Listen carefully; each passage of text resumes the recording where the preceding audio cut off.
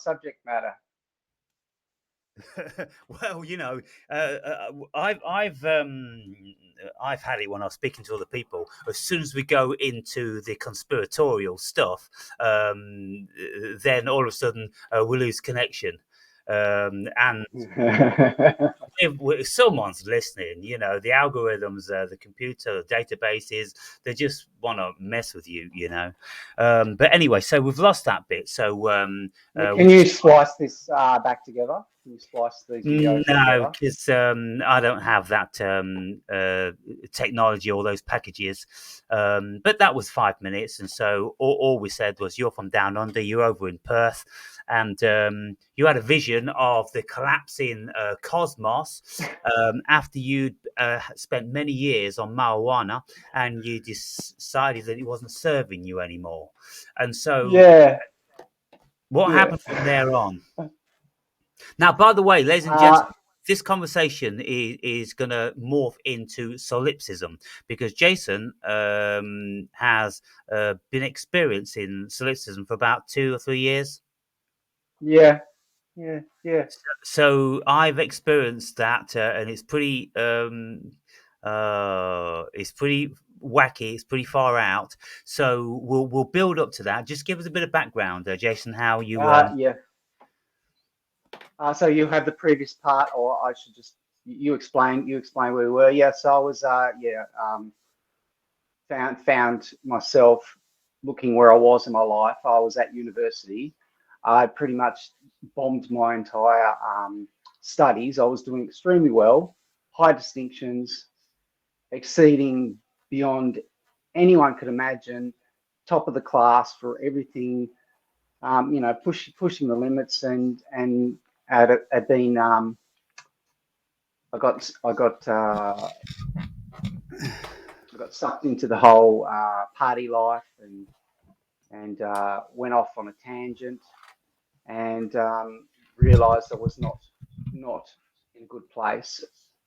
And so then I sort of I sold everything I had, just sort of to cleanse, like my guitars and personal belongings that were worth any sort of money, toys, and things that you use to entertain yourself, and then after I had this vision, I was noticing those type of archetypes that you often talk about in other people, like this guy's the devil, and this guy's a sort of a Jesus symbol, and then I actually went on a rampage, I guess. I went into the city, and I started giving all that money I made from all the things I sold. I gave that money away to just people on the street, and then I went into a church, and it was filled with people, but they were all dead, and I was preaching to them, and then the people who were working in the church, out the back in a little room, they were all sitting around the desks counting money in a church, and I started ranting to them. I don't remember what I was saying, and then the church bell started going gong, gong, gong. While I was telling them off for what they were doing. They're sitting there counting money. That's all was all important. And this is the middle of the week. It's not a Sunday or anything. And they were flabbergasted. And So let me just interject here, Jason. So, are you familiar with the story in the New Testament about Jesus upturning the tables in the mosque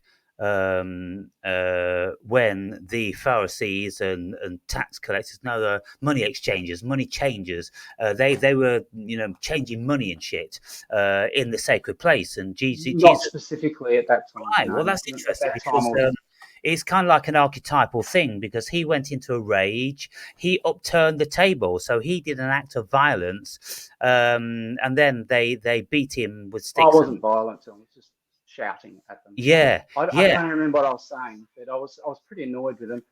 Were you Then psychotic I, at the time? Because if you said these, were you psychotic at the time? Do you think? Because if you said that these people were all dead in the church.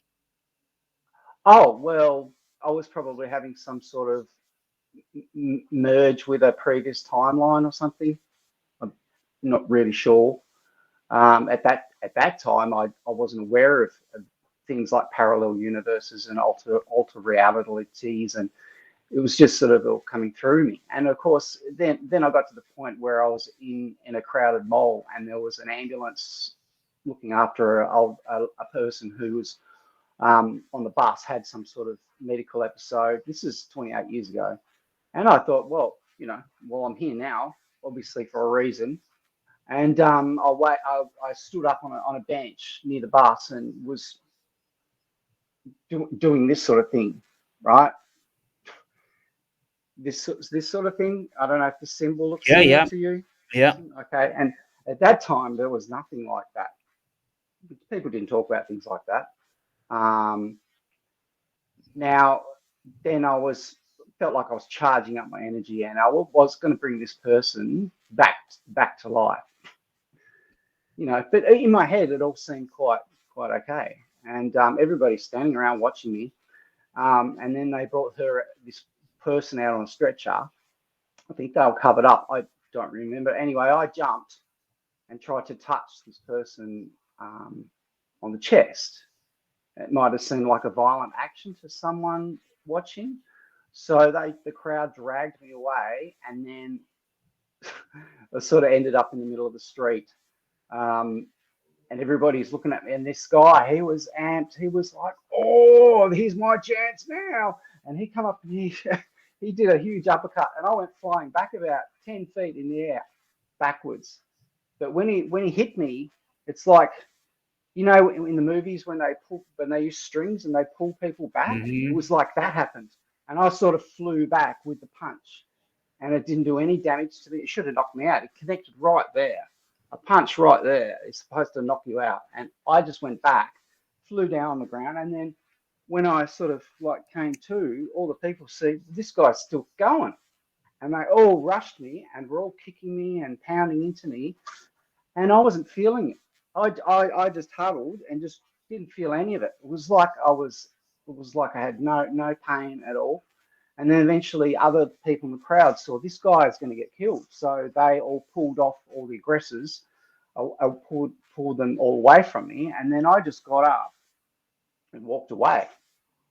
And then I said, well, that didn't go right. And then I had a fleeting thought of doubt that I need to take off I don't want to be identified, chased down. So I thought I'll take off my jumper and have a different color. And then as soon as I did that, the police, oh, you're over there. And they all rushed me. And then they took me into custody. And then they took me into and interviewed me. And of course, none of it was explainable. Then I went home to my parents. I was about 20, 21 years old at the time. 20, 22 years old. Anyway, I went home to my parents' place because I'd been at university in another long way away, and they sort of looked after me, and I couldn't stop ranting. I was gone, and eventually they just didn't know what to do, and I wasn't a danger to anyone, but so they weren't fearful. That they were just beside themselves because they didn't understand what was happening.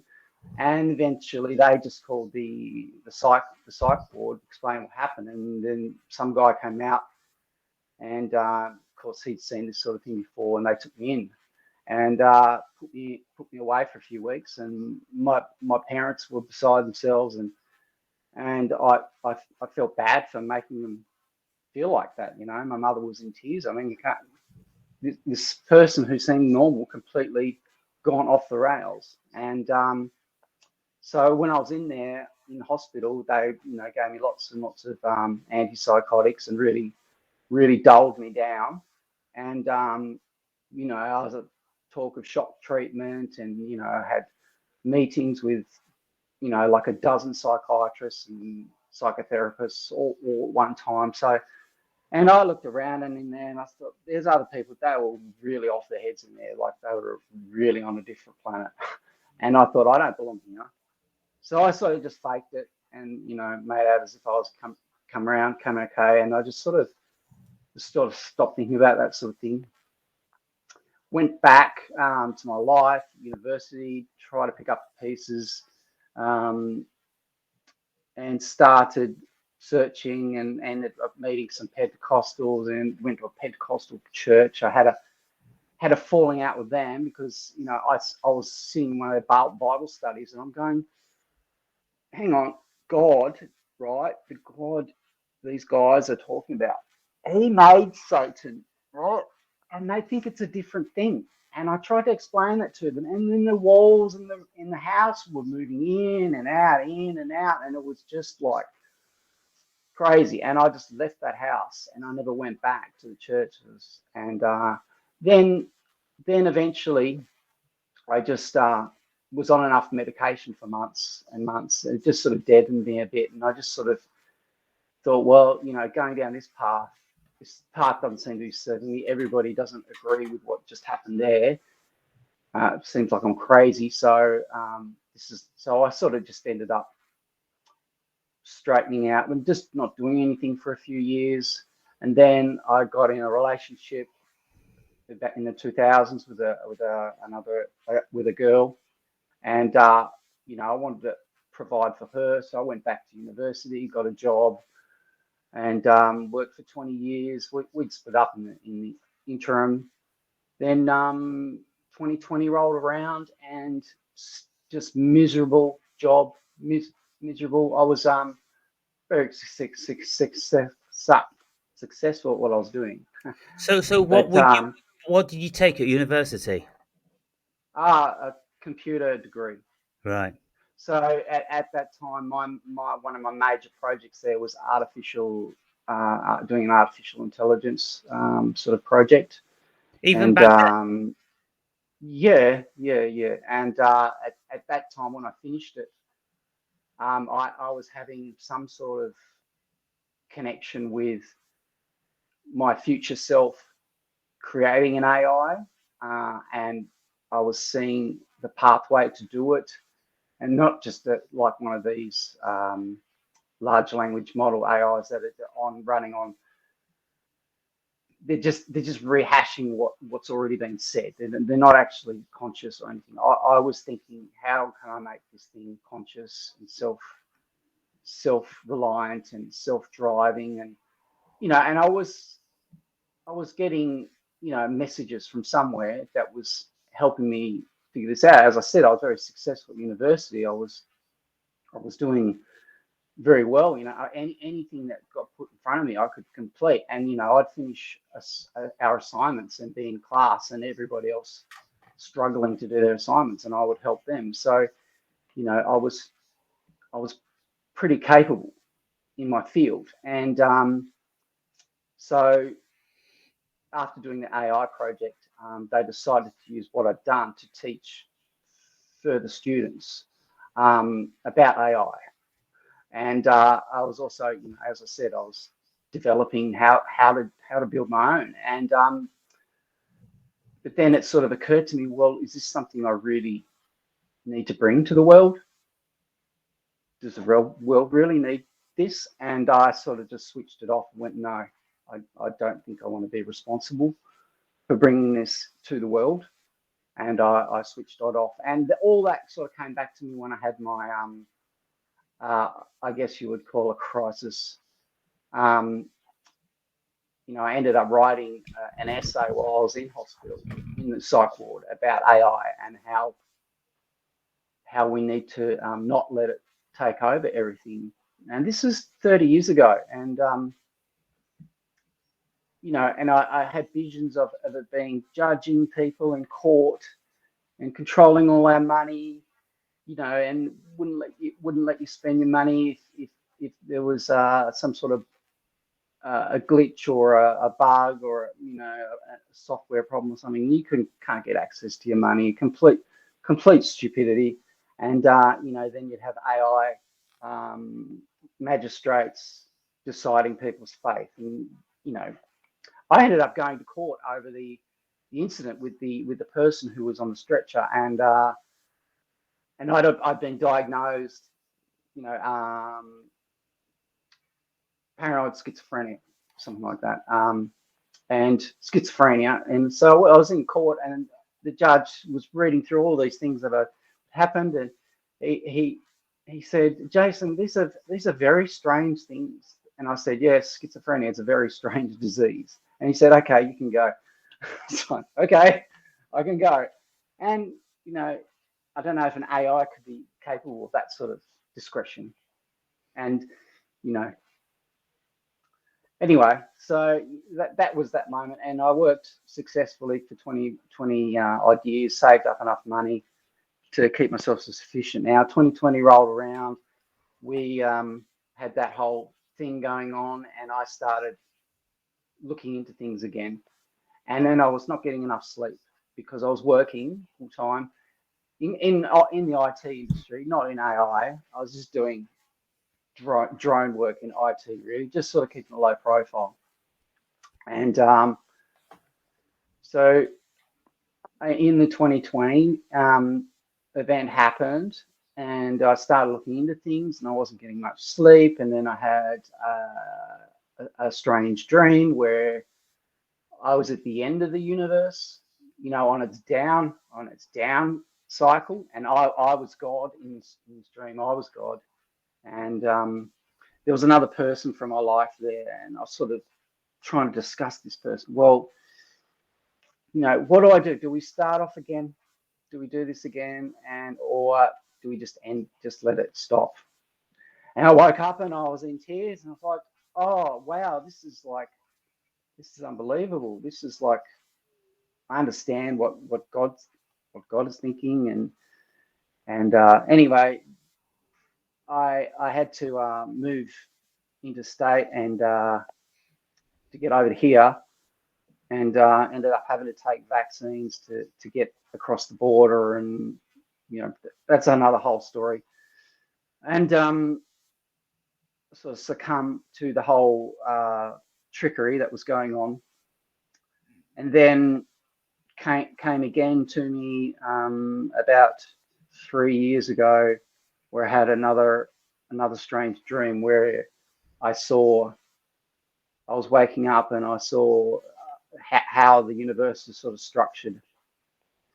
So it started off a one-dimensional, two-dimensional, three-dimensional, fourth-dimensional time, with 4 dimensions as time of 3 dimensions. And then the way dimensions, they extrapolate from themselves. And then you have 4th dimension extrapolating.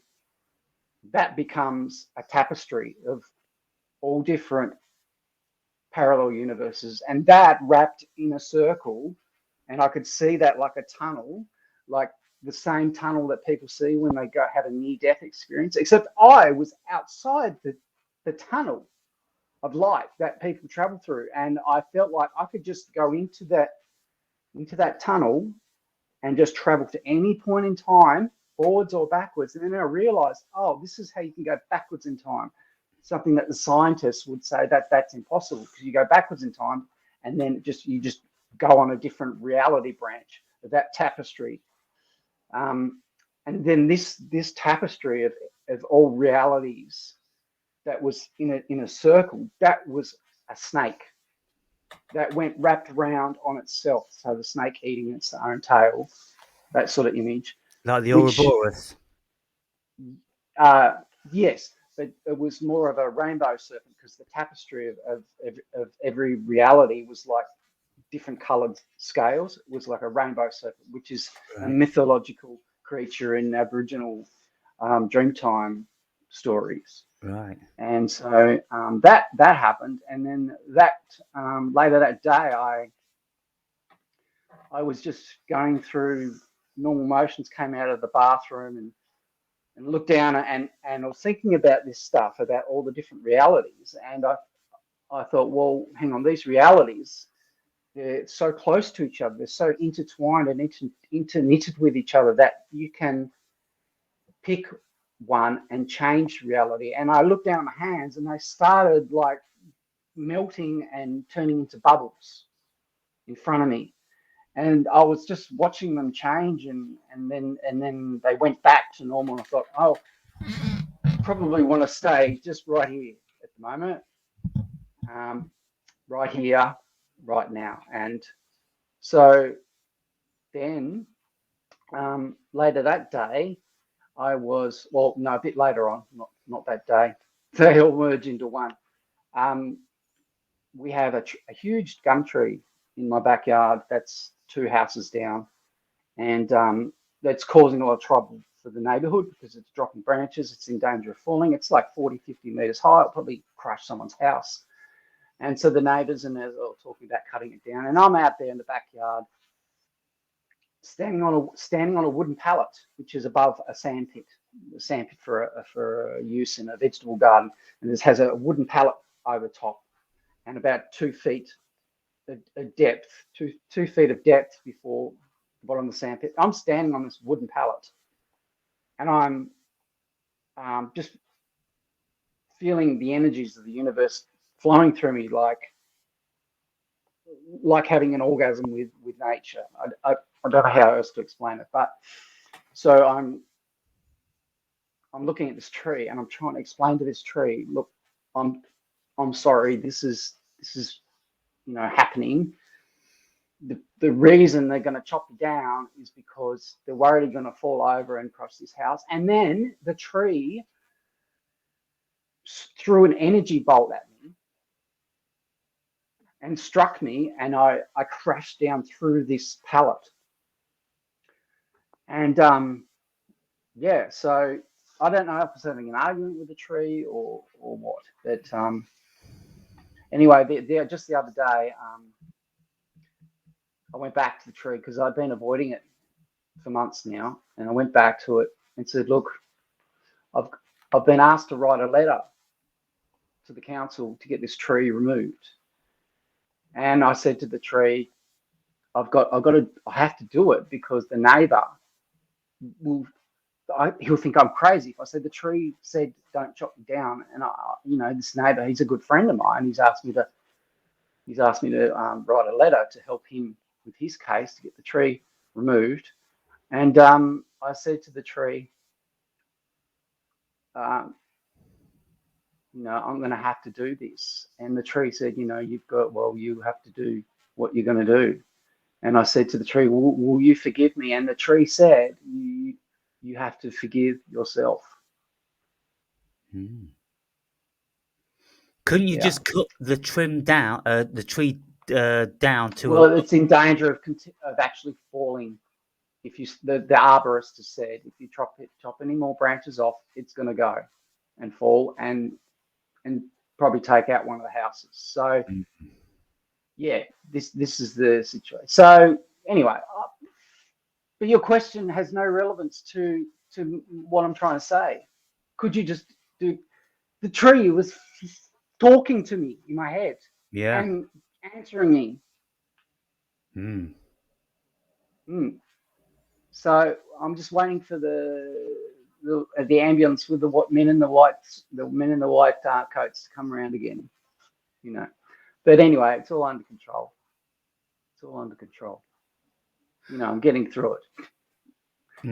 So what do you think these episodes or experiences are attributed to? Do you think? Oh well, yes. The first ones were lack of sleep, and I think I was having some sort of dream, while I was awake. That's what it felt like. So that was because I was not getting enough sleep. The same in the 2020 instance where I had another sort of, going out everywhere, and it got to the point where all the money I'd made for the last 20 years, hundreds and thousands of dollars, all saved up, I was going to go and give that away to people on the street. Where the first time it was like $50 here, $50 there, like a lot of money for a university student. But now I'm going to give away wads of $100,000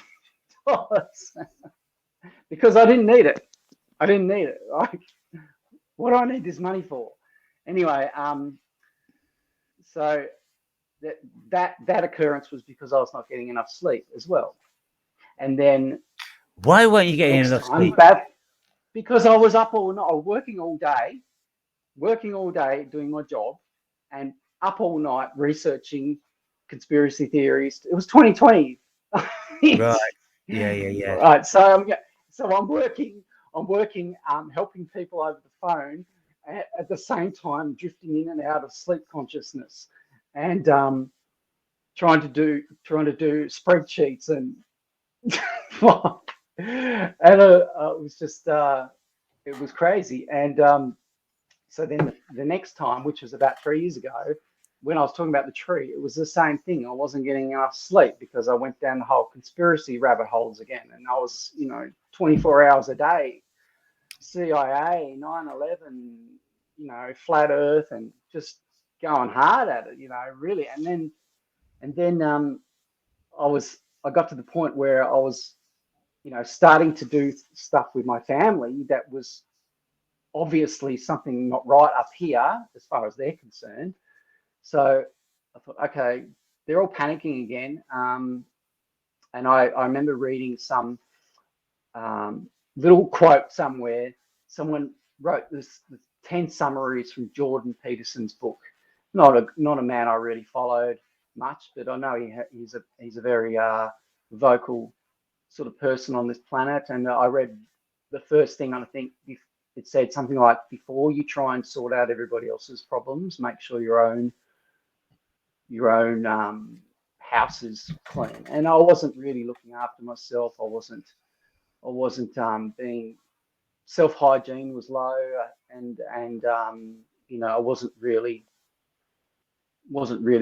living right. And so I thought, well, I'll do that. And then my family said, you've got to go to the hospital. You've got to go and check in and, tell them these things are going on. So it took 2 weeks to see someone there. By that stage, I'd started getting sleep and I'd come out of it. And I told them things that was happening. I was seeing people walking around, turning into demons and having strange hallucinations. This is only like 3 years ago. And that the people at the hospital were like, yeah, you're full-blown schizophrenic, and you've got to take medication. and I said, no, I don't really want to do that. Last time I took it, put on a lot of weight, and it just made me feel dead inside. And I'm getting better now. I'm getting sleep, and I'm doing pretty good. I'm looking after myself. I'm doing jobs now, odd jobs, fixing things around the house, getting things in order. I've come down. The last 2 weeks ago, I was off my tree. Excuse the pun. So I was trying to explain, look, I'm coming right. Like, it's taking me 2 weeks to come and see someone, and now I'm getting right. Oh no, you've got to take medication. You just to get grounded, just to get things right. And so I am getting right. I'm getting myself right. I don't need. So anyway, these events were happening because of lack of sleep. Well, then several months later, I started getting same sort of strange spiritual connections and feelings, even though I was getting enough sleep. So do you have a wife and kids, Jason? No. Hmm. No. So when you say your family, you're talking about mother and father? My mother's here in the same place where we moved to. My brother is here as well. He lives quite close. Back in 2020, so I realised something's not right. I've got to go and get out of this job. I was going to go and live in my van by myself, take all that money, and I was going to live by myself and just try and figure out what on earth is going on. Do the whole trip around Australia. I don't know. But then my mother, who was also living in the same city as me, she was in a very dismal place, staying at a retirement village. She wasn't happy. And, she wanted to get out, but of course, the way those places operate, they pretty much drain your entire finances. So she was stuck there. She could not get out. So my only solution is, I wanted to get out and I wanted to travel, and I just didn't want to leave her behind. And I thought, oh, I'll maybe I'll take her with me, and then when I've taken her on a bit of a trip, I'll drop her off with my brother, and he can look after her. So, because I thought I was going somewhere that it might have been the death of me, or I'm not sure, but I was not going to stay in that job any longer. And anyway, got to the point where once we finally figured out finances, the only solution for her was for me to buy a house for her to live in, and of course that was all my money gone, and so I moved in with her to look after her, and so I'm not sure what train of thought I was on there, but family, yeah. So my family is over here, and they prompted me to go back to hospital. But I was just saying, I'm fixing myself, and then coming down the track, these events, these types of things start happening again, and I'm not having lack of sleep. They're just happening. All right. So then I do something else. Okay, it's getting a bit crazy up here, and so how can I make myself back to human? So I masturbated, and that brought me back for a few more weeks, because I was like, I'm a human, right? I'm I'm not good at this stuff. So that brought me back, and then it happens again and again and again. And last time, a few weeks ago, it started happening. I was getting sleep paralysis while meditating and doing things like connecting to everything all at once while meditating, but I could still walk around. So most people I know that meditate, they don't walk around. They sit down. They can't move around. They're sort of stuck. So that was starting to happen. So I was drinking a lot of coffee, probably my only vice left, other than food and water and sleep. Coffee was about the only thing I was sort of reliant on, maybe 4 or 5 cups a day. So I thought, okay, I don't really need coffee. I'm relying on that for some reason. Like I feel like I can't get through the day without it. So I stopped drinking coffee. And those types of visions where I was meditating, standing up and walking around, connecting to everything, pretty good feeling, that went away. So now it's probably a matter of time,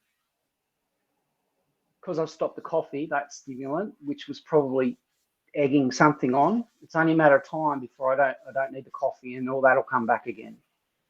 And I imagine it will be within the next few months.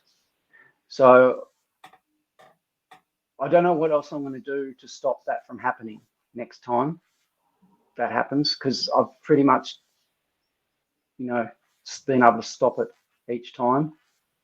The only thing that's probably holding me back is the fear in my mother's eyes when she sees me go in that way again. And I haven't been letting her know this has been happening. I don't want to scare her. So at the moment, I'm trying to heal someone who's a close member of family. Try to heal someone remotely. I'm thinking if I can heal this person, maybe I can then explain to the family what's going on. Because they're just normal people. They don't think about this sort of stuff.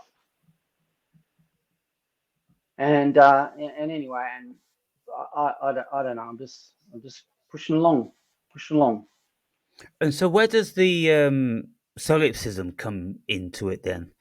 Well, the last few years I've been, going through whole sorts of things like, okay, so I'm not Jesus, maybe I'm actually the Antichrist. And that's why I have all these strange visions and strange inventions. Like back when I was a university student, I was having not only the visions of creating AI, which I decided not to do. I had visions of creating microchips to connect as implants into the brain, and because I did neuroscience, understood what was going on there, and I thought, well, I could do this as well. And I even wrote up, drew up logos of a company brand, and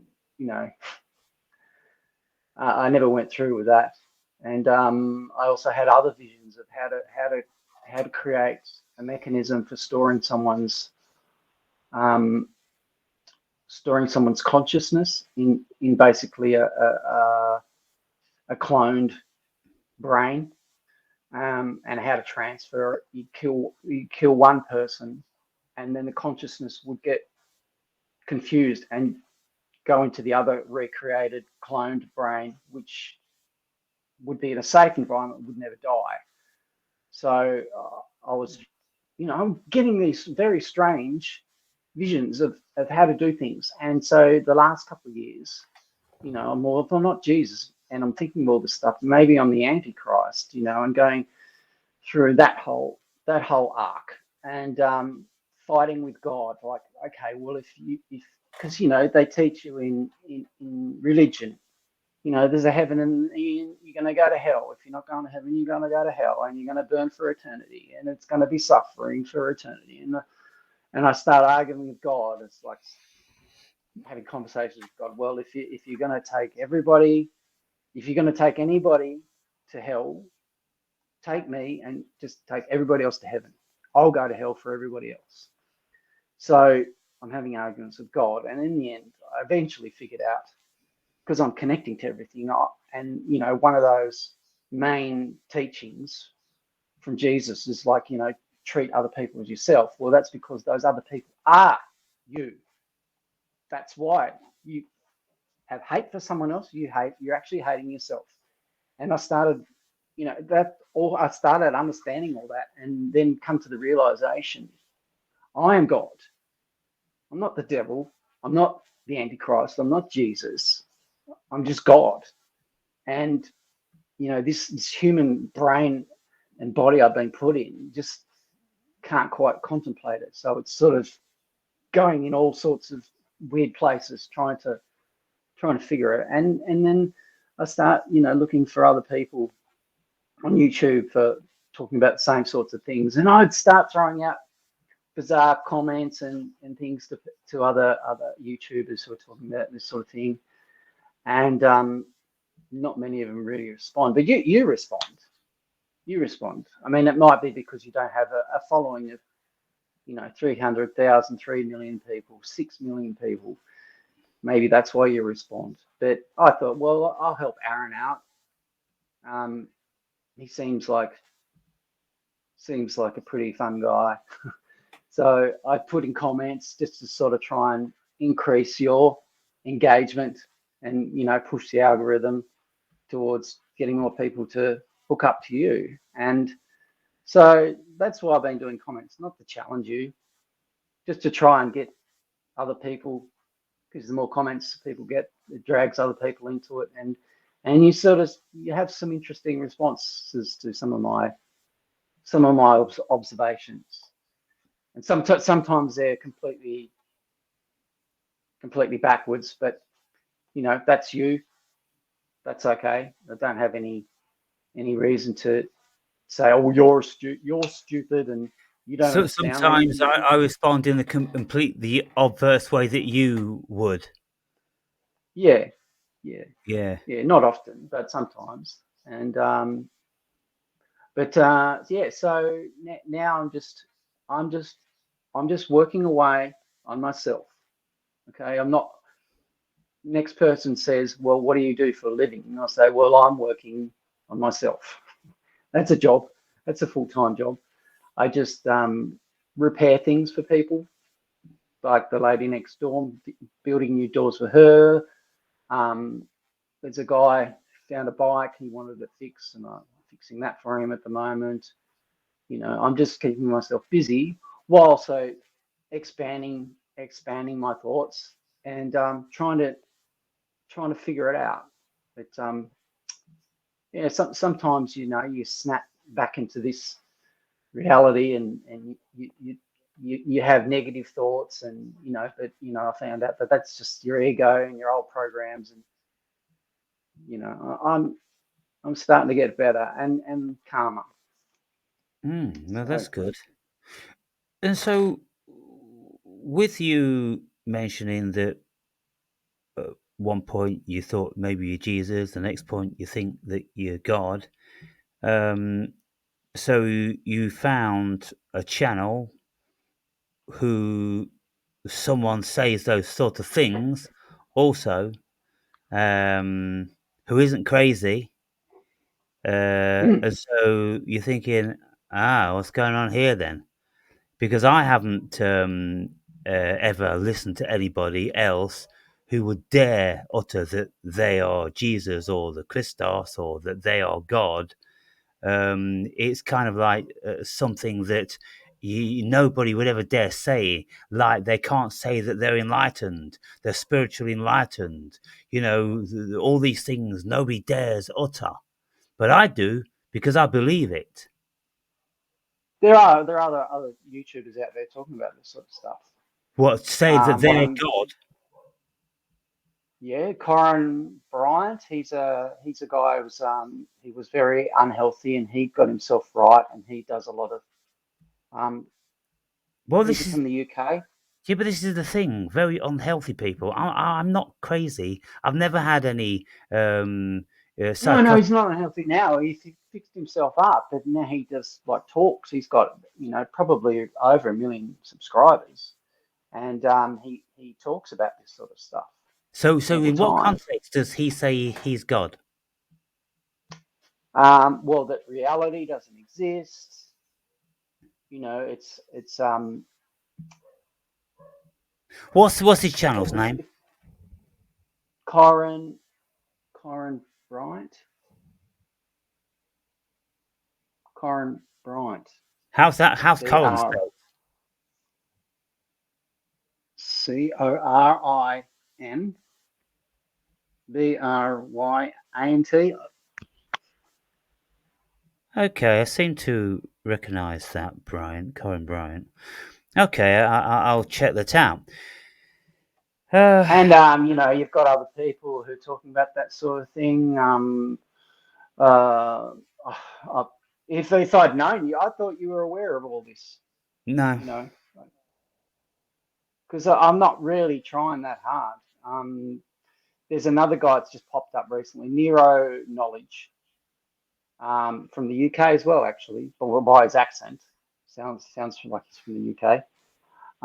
Nero Knowledge. He's just written a book, and you can go and do his course if you want to pay $10,000.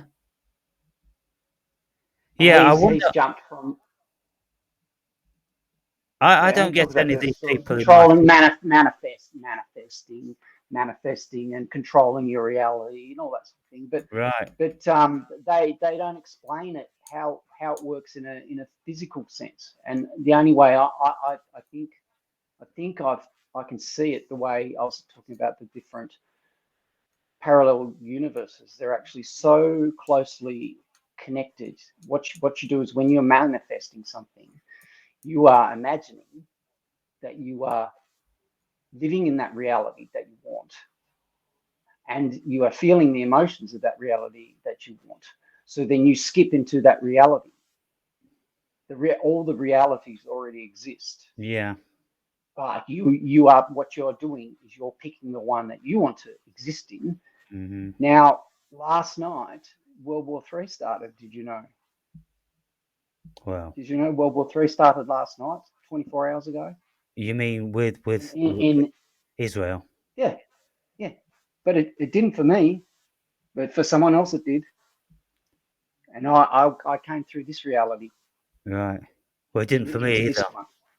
No, it didn't for you either. No, but it did for 8 billion people, but in a different reality.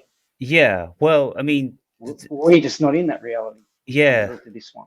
So, are you familiar with the many worlds hypothesis?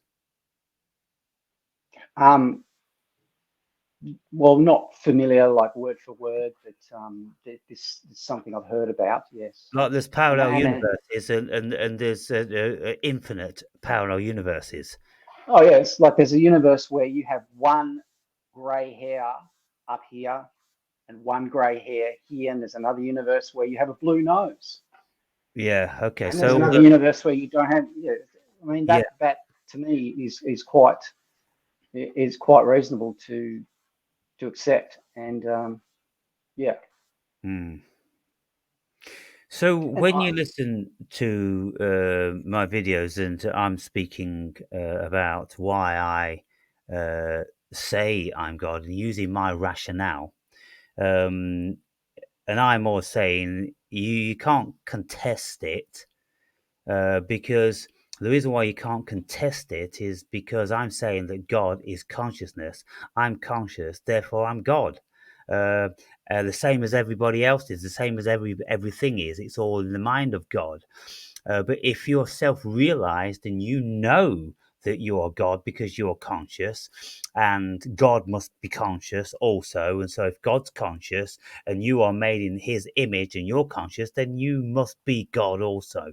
And so, it's basic logic and reasoning as far as I'm concerned. And when I speak about being the Christos, well, the Christos is supposed to be this life force that we all have within us potentially. And when that raises up, then, we become enlightened, we become self realized, and we all know that we are. Um, uh, the Christos, which you see, Jesus Christ, he wasn't a man. Jeshua ben Joseph was the man, not Jesus Christ. Jesus Christ is just metaphor. It just means the anointed one, the savior, because of how he spoke and people believed in him. And so he evidently had the Kundalini raising, the Christos, which gave him a greater state of consciousness. And anyone that's had a Kundalini raising or done so many psychedelics or spiritual experiences, psychotic experiences, or whatever, then we enter into a different state of consciousness where we share these thoughts and this knowledge. What do you think about that? I agree 100%. Hmm. I've no contest against what you just said. Yeah. Were you expecting me to say otherwise or not? No, no. It's just that this sort of stuff, you see, if I presented this stuff to Jordan Peterson, on one level, most certainly agree because he's very spiritual, is very biblical, is very conscious. If I said it to Richard Dawkins, you familiar with Richard Dawkins? Yes, correct. Evolutionist. The atheist, yeah, evolutionist atheist, and so he doesn't believe in spirit at all, and he would I was absolutely, an atheist. I was yeah, an atheist. yeah, Didn't believe in God. I was scientific background. mm, Studied science and biology and physics, chemistry in school. But the thing that was always weighing over me, why is it they've got an explanation for everything on the macro level, but not at the micro level, and it always didn't feel quite right. They can't seem to link the two parts, yeah, the the quantum quantum level and is it the and the macro macro, level? yeah, Yeah, they can't link the two. There's a gap they can't bring. And you've got all sorts of strange things to think about, like, well, if the fastest you can travel is the speed of light. Well, that light that's coming from suns that are stars that are millions of light years away. Well, that light started millions of years ago. Well, millions of years ago, there was something there. If I was here millions of years ago, were we existing in the same time, or is it only when the light gets here that's when I'm existing at the same time as that particular thing? It doesn't seem to be an explanation that maybe I haven't looked into it enough.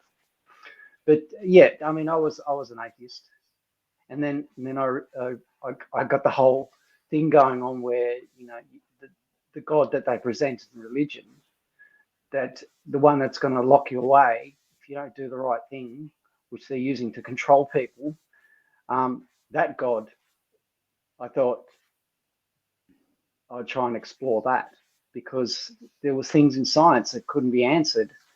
And once you start looking into this sort of thing, sometimes you start to see symbols and signs, not symbols, but you have coincidences. I can't think of the word. There's a good word for it.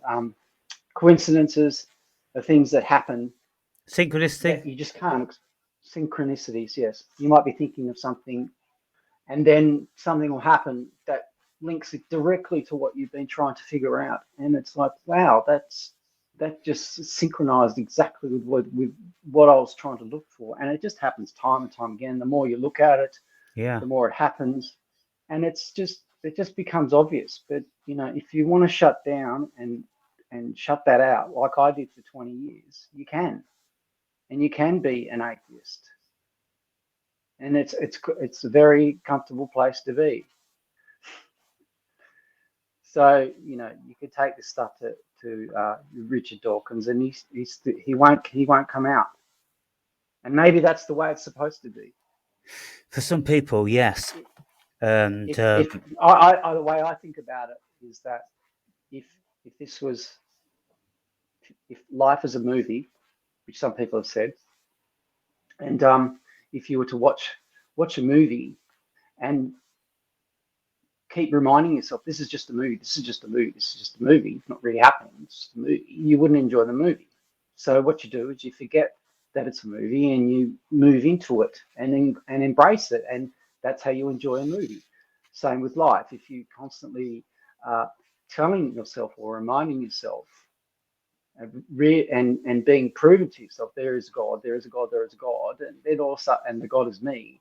Well, if that is being constantly presented to you, then eventually you stop enjoying the movie. And this is what the solipsism thing comes in. Well, if I'm God and I've created all this, why did I do it? Well, I must have been bored. So this is just a way to entertain myself, because I'm going crazy as God. And so now I know that. What's the point? Because I know that it's a movie, and I just don't want to watch it anymore. But because you know you God, then you can keep creating the movie anew, and so it's not like Yeah, but it's only creating myself. It's not anything new. So it doesn't seem any point to it. Now, that whole feeling is very negative and very unfulfilling, and not the way we're supposed to be. So I pulled myself out of that solipsism the other day. It was shortly after I gave a small donation, the little I could afford, to your e-bike quest. Thank you. And the very next day, well, I should thank you, because that little donation came back to me 450 times the following day.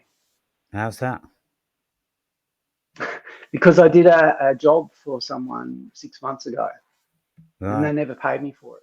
Ah. And then you got the check in the post. Yeah, pretty much. And it was double what I was expecting it to be. Ah. And so then I was thinking to myself, I'm sick of being miserable and scared, and I just want to be able to not be scared anymore. And then it started happening, that like I can feel that coming, that may come, and that's what I'm working on right now. And I think that pulled me back out of solipsism. Mm-hmm. And then I saw a video of yours the other day, and you mentioned that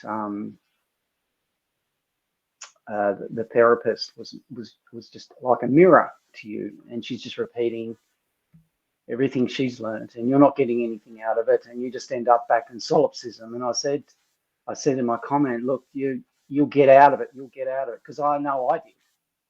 I know I did. I keep falling back into it constantly keep falling back into it. But you know, there's a way out, because that's not ultimate divinity is feeling solipsistic all the time.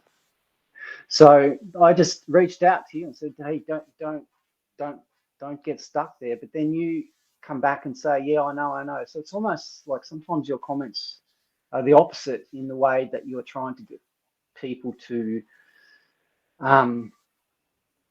learn a different angle. And then, but yeah, I can't always read what you're saying sometimes.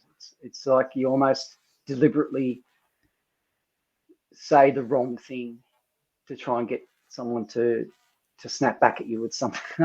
I can't explain it. But Well, so you're not stuck in solipsism, but I got the impression you were, and I was just trying to say, well, hey, you can get out of it. you see, because you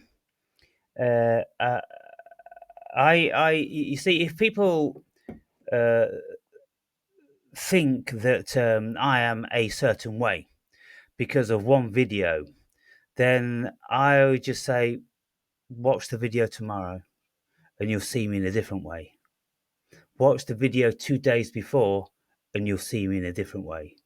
Because there's nothing what I'm saying that I categorize as being me. I'm a cosmic shapeshifter, and there's nothing that I'm ever going to say or do which is definitively me.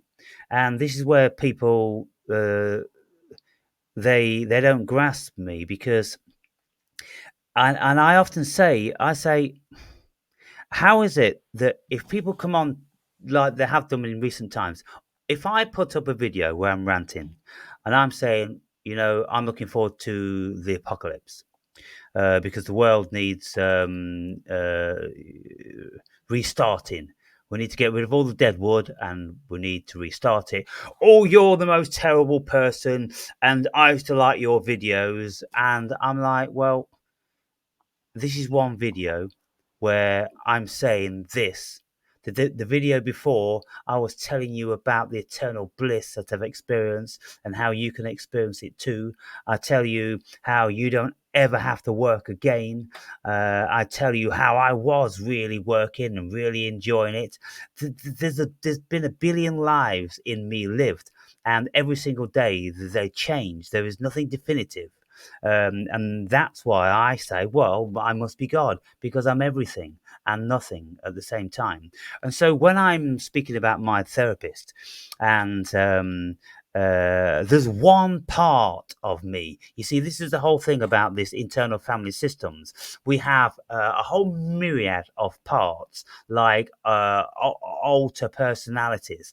And one part of me, only one part, takes me to therapy just because I want to play with an idea. And then if someone says to me, oh, you can do this and you can do that, and, don't worry about this. And I'm like, I'm not worrying about it. That's just one part. That's just one character. It's only a character, And so I will brush it off and just dismiss it, because there's nothing I'm serious about. There's nothing except eternal bliss, oneness, solipsism, God. And the rest of it is just all characters. Every single thing we're doing is just a character. We're inventing. And so how can we be serious about any of these?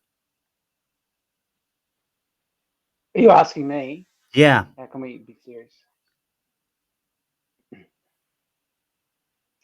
I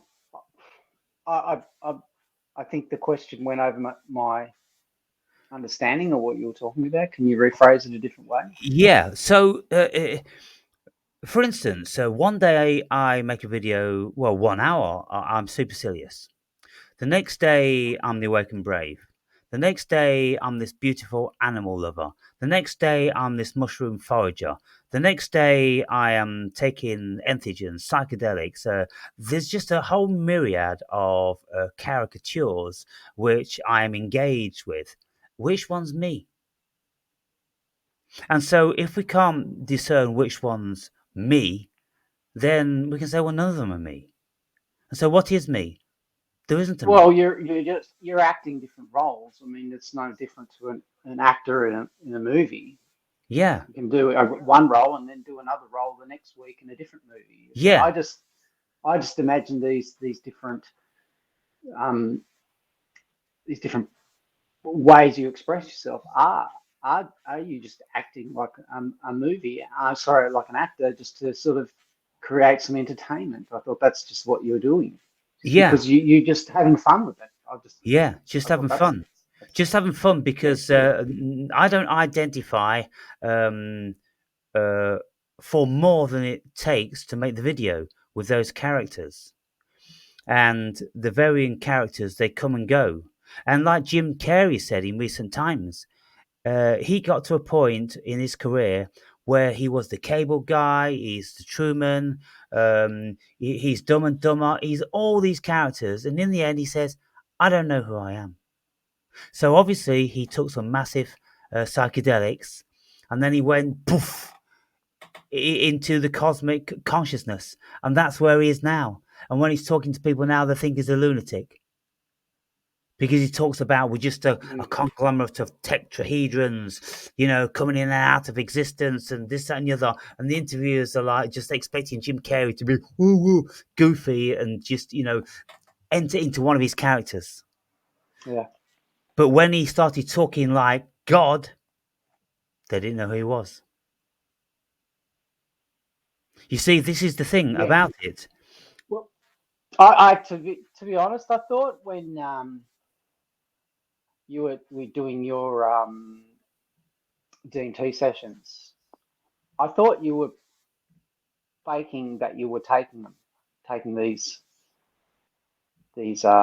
drugs, and you were just living what you can have a normal DMT trip just without taking DMT. I thought you were just pretending to take it and then having a DMT trip because you can just have one because you're at that level where you can just enter into that sort of state in and out. Yeah. And I thought you were just pretending to take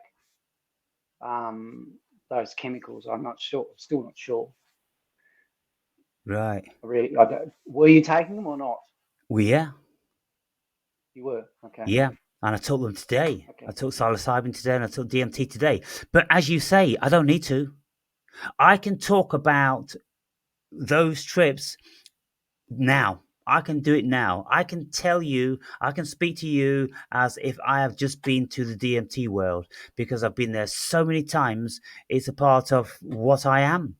And the psilocybin, I've had 300 psychedelic trips and I've become them. And so I don't need to take them. And so there will be no difference. But you do take them. But I do take them. Take them. Yeah. So if you don't need to, why do you take them if you don't need to? Just because I enter into that character that takes them. When other days I'm the character that knows all about them, doesn't need to take them anymore, but sometimes I just do. Because there's different roles, you see. What you get when you actually take the substance is a level of intrepidation before. And so you experience that. And then you have to be strong and brave to go through with it and to come out the other side and feel satiated and manly and brave and confident. But if you just pretend, like when I'm walking in the woods, mostly I'm, let's just say at least 10%, 20%, I am in the DMT world because it's been indelibly embedded in my psyche and I can't not see it now. And so I'm already seeing it every day, but I don't have the angst for the run up. I don't have the anticipation. I don't have the relief after. I don't have the satiation after when I've discovered something new. You know. And so, if you watch these videos I made today, Everything I'm talking about, I already knew it. Because this is how we are. Because we're God, we already know everything. It's just that we haven't remembered it. And, I've been speaking about all these things exactly the same in a different way for months and years. And when I'm speaking about this answer to Job, the Carl Jung book, when I'm sitting in the churchyard and I'm talking about DMT and Jesus and God and all these, well, after I take these substances, I'm talking in the exact same way about the exact same things. So what's the difference? Say There's for no difference. Yeah. no difference. No difference, save for I did actually take something and I did actually see something again and feel something, but I've seen it all before and I felt it all before. And so, So you're 100% happy with where you are, yet you're trying to break out of it as well, aren't you? yeah. Mm. Well, you see, um, I'm the yin and yang, I'm the paradox. I'm a self realized paradox because the cosmos is paradoxical.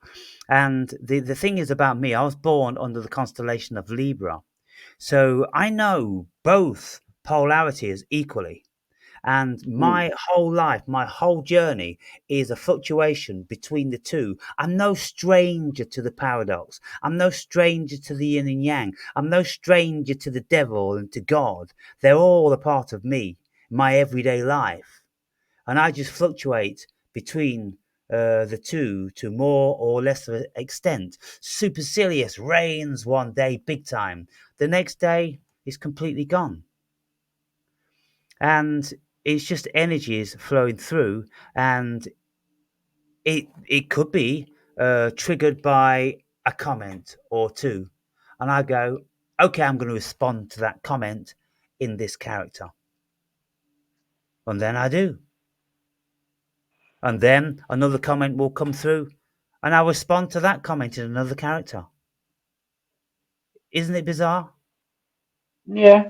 Well, no, you're just having fun. I think you're just having fun Yeah, and with the experience. Yeah. yeah, and so it I'm doing no more than Jim Carrey, only he gets paid millions and I get paid nothing.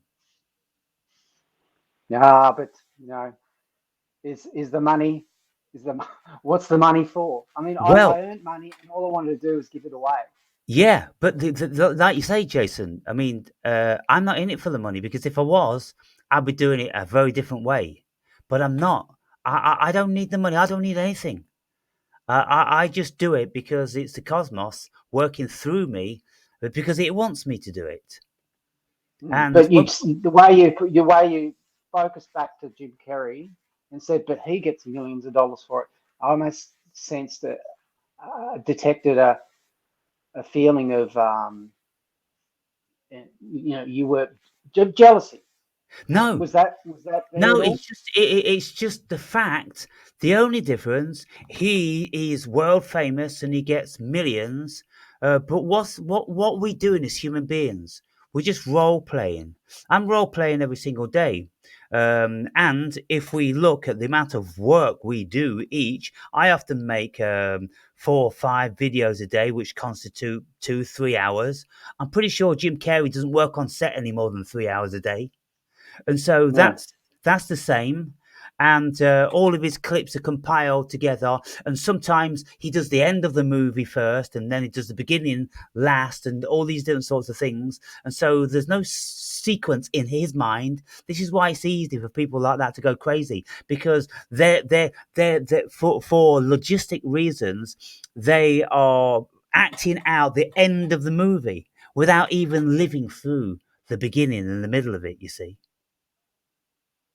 So you've got to have the whole movie mapped out in your mind to enable you to do that really convincingly, haven't you? Yeah. Yeah, Yeah. You've got to become the character. Yeah. yeah. And this is why people like Leonardo DiCaprio enter into this method acting where they live the character. They immerse themselves into being that character. So I'm not doing anything different to them. I immerse myself into my characters. And so we're all acting. And like Shakespeare said, the world's a play.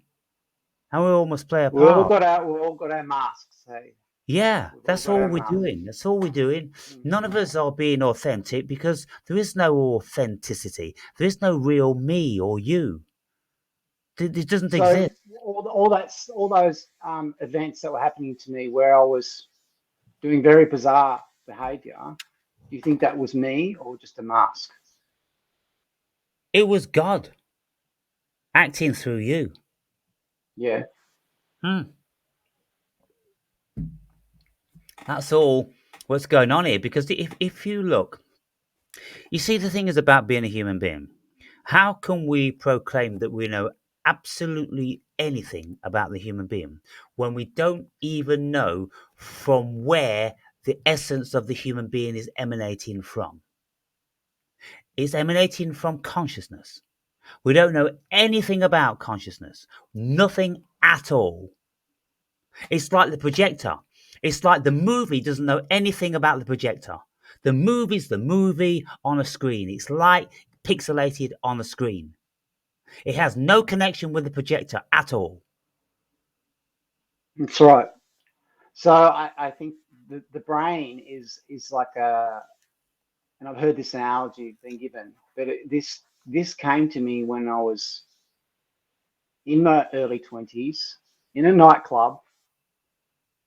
It it came to me that your brain is like a satellite dish, and it picks up the frequency of your consciousness, and that's how you sort of think. That's how you have this consciousness in this realm. Yeah. It's your brain. Your brain is not creating the conscious. It's a It's receiver. receiving it. It's a receiver. Yeah, and that's I think that's how come like star signs end up happening is because you're in alignment with that particular the way the planets are lined up at that time when you're born. Then that helps create your frequency direction. So Yeah. like different radio stations are tuned at a certain time and created. And I mean, I don't have the exact understandings of it, but that sort of came to me uh, a long time ago. And I try to explain this sort of thing to some friends I have, and they say, "But Jason, you're such a logical, analytical person. What are you talking about this mumbo jumbo stuff?" Just nobody gets it. So I just don't bother talking to people about it anymore because just nobody seems to get it. Yeah. There are very few that get it. And it if I was subject to loneliness, I would have every right to be very, very lonely. But I'm not subject to loneliness because I'm never alone. Because Oh, I don't feel alone. I just spoke to a friend the other day. He was worried that he's going to spend the rest of his life alone, without a partner, and that doesn't even worry me. Um, I think it's the God part of me that felt alone, not me as a human. Don't worry about yeah, the, yeah. the If I think anyone's going to worry about being alone, it has to be God. yeah Yeah, yeah. and you tell that to your friend, and he'll be calling up Well, the I didn't go that far. I wanted to help him, so I tried to help him. Try to help him manifest that he's not going to be alone by sort of explaining it to him in a dumbed down sort of way that wouldn't make him think Jason's talking crazy.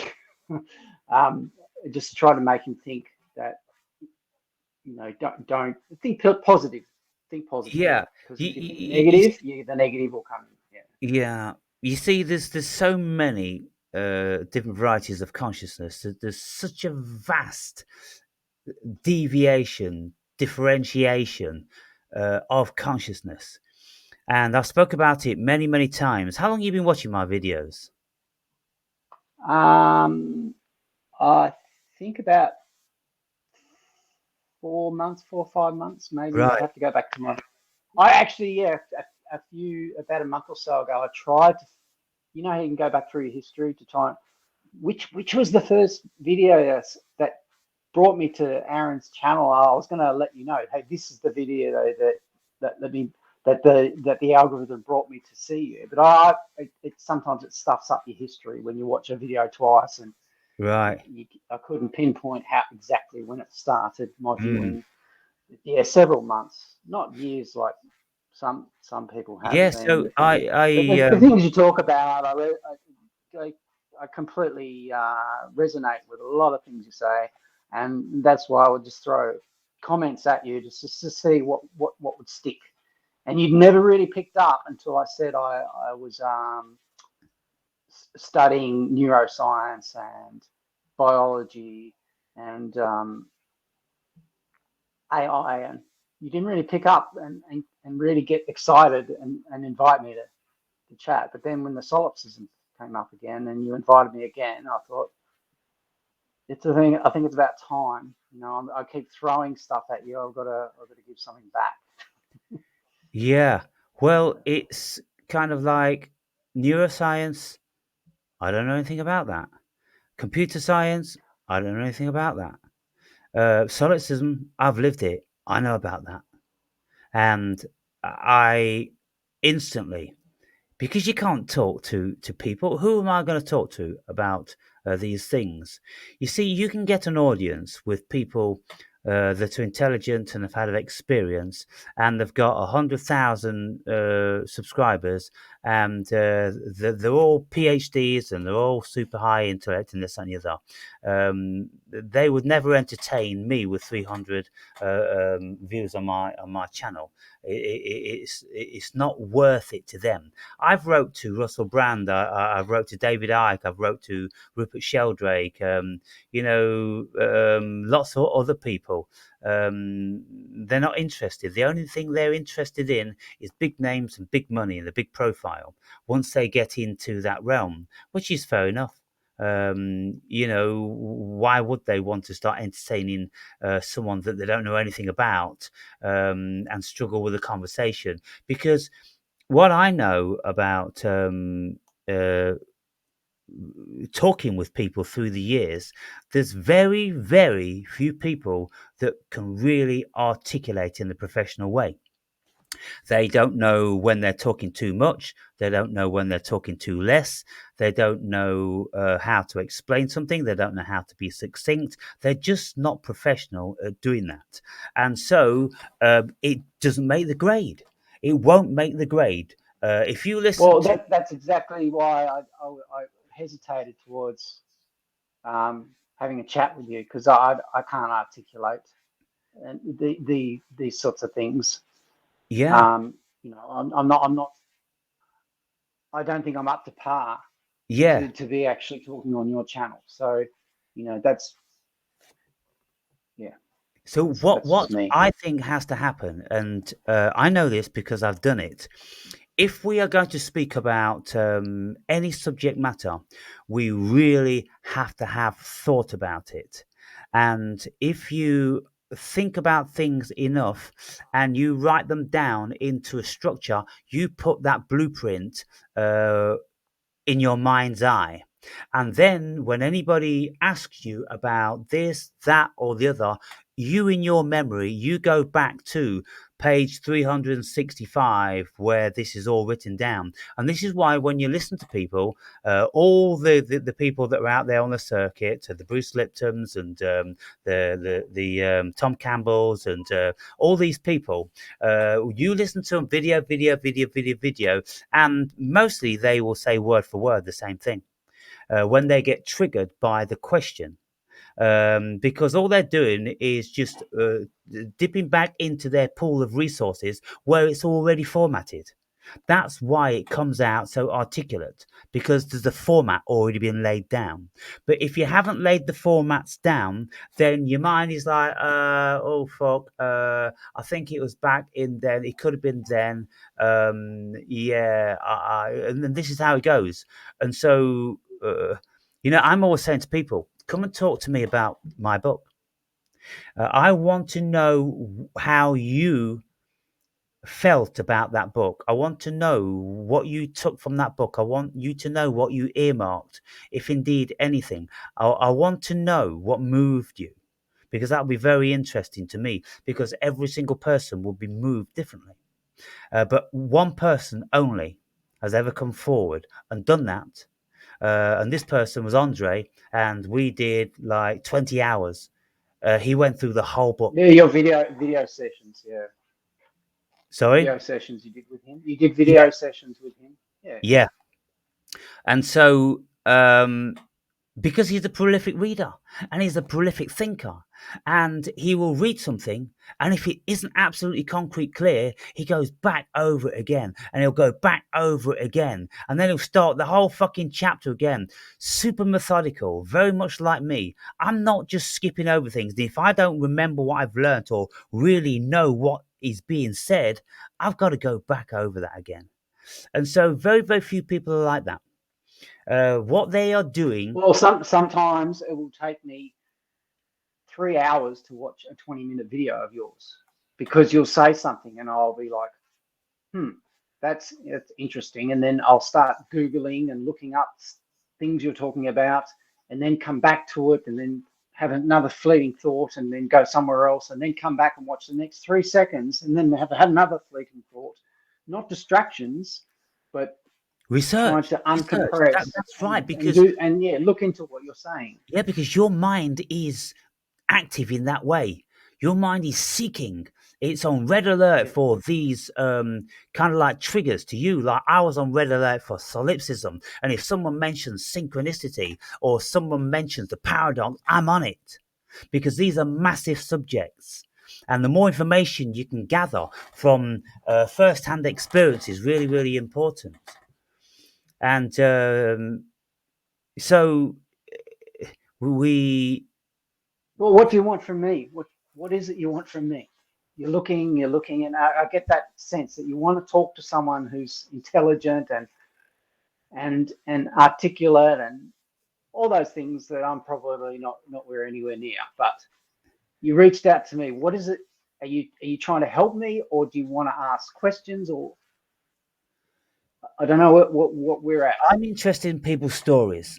I'm interested in listening to people's stories, because on my channel there are a lot of people which are very strange. We're not normal people, and so we're very interesting. And if I can get some background into my viewers, it gives me a greater contact with them. It will help me mold what I deliver, because I know the audience. You see, when I start getting frustrated, when Supercilious comes out and calls everybody all the cunts under the sun, it's because I'm not getting anything. I'm giving. I've been giving for 16 years and I'm not getting anything. I need to get more. I need some substance of who the fuck I'm talking to, you know? And that's why then I'll deploy different characters. I'll go, okay, I've been putting beautiful videos out there to help you all with your sad, pathetic lives, and you've not responded at all. And if you did respond to the video, you said that's a nice shirt and nothing about the content. So Supercilious goes, okay, motherfuckers, what about this? And then I'll be on a rant or two the next day to see how they respond to that. And generally, the response is vastly more engaged. And so I have to go, well, people don't want bliss. They don't want to find their self. They're terrified of themselves. They just want entertainment. That's all they want. Even on a channel like mine, that's all they want. They don't want to know anything I know. You know, my life experience is so vastly different to everybody's out there. We're all unique. But they'll listen to my stories about DMT and they'll find it interesting or fascinating or maybe boring. Are they going to do it on the strength of my videos or because I did it? No. They're different people. They're all different people. How many people are going to be watching my videos and say to themselves, I'm going to start meditating like the Awakened Brave. I'm going to start working out like the Awakened Brave. I'm going to start eating like the Awakened Brave. How many people do I actually influence in a positive way? Or how many people just sit watching me eat a salad and they're eating a pizza? You know? Yeah. Well, I mean, one of the things you said was, you're talking to all these people and there's no picture of their face in the comments. Yeah. So I added my picture because it's like, Yeah. well, that's what you're looking for. That's Indeed. why I did that, because of you. Indeed. And And then then all of a sudden I started become real. realizing but then also commenting on other channels, I felt really different because now they can see me as a face behind comments, and it really changed the way I was, um, just the feelings behind a different sort of confidence. Yeah, that's interesting. Just because, yeah, but it's like, oh, so this is why Aaron said to do that. You elevated me Yeah. in Yeah. in ways you just couldn't understand, Yes. or wouldn't even realize. Yeah, No, because what happens is when you have a fake thumb and you have a fake name, you are fake. And everything you say is not going to have any consequence or truth to you because you don't need to, because you're acting out one of your alters, which is fake. But if you put your face up there and your name, your integrity will follow that. yeah. Well, initially I didn't use my full name and have a thumbnails because all the conspiracy theories had me completely trapped in this whole sense that, if I expose myself in any way, I'm going to have the CIA trying to come and assassinate me or something. So it was just, and so, but the last few years ago, I realized that if I die, it's either going to be very few consequence. Either I'll end up going back into God and be one with consciousness and the whole universe, and that would be like heaven, or the other is I would vanish into nothing, just as I was nothing before I was born. Don't remember anything until I was born, and a few years old, then your memories start. I don't have any recollection before that. And that's when I die, that's what will happen. And so at that point, I thought, well, that's good. It's either a really, really awesome death, or it ends up going back to nothing. And I'm not even aware that there is nothing, and I don't even miss my own consciousness. So it's not really that bad. And at that point, I didn't fear death anymore. And it was so liberating. And all these conspiracy theories that try and get people sucked into them, it pulls you into that fear thing. And once you get rid of that fear, it's the world's a completely different place. Yeah. And I can do things like say some bizarre comments in Russell Brand's videos, which just get laughed at by some people. But I don't have any fear of having people coming around to kill me because I found out too much. Yeah, but the whole thing about this is, Jason, that if the CIA wanted to find who you are, then they could do that in an instant. They're not going to be looking for your name and looking in the yellow fucking pages. They can follow your feed coming from your computer exactly pinpointed where you are, and so the Men in Black Yeah, will be around. So whether you've got your own name there, whether you've got a picture of your favorite pin-up girl or whatever, it's of no consequence. They're listening to every single thing we say, and when your number's up, as far as they're concerned, your number's up. So why you got to yeah. fear about it? Well, Why is everybody in fear about their own skin? well, I mean, a lot of people.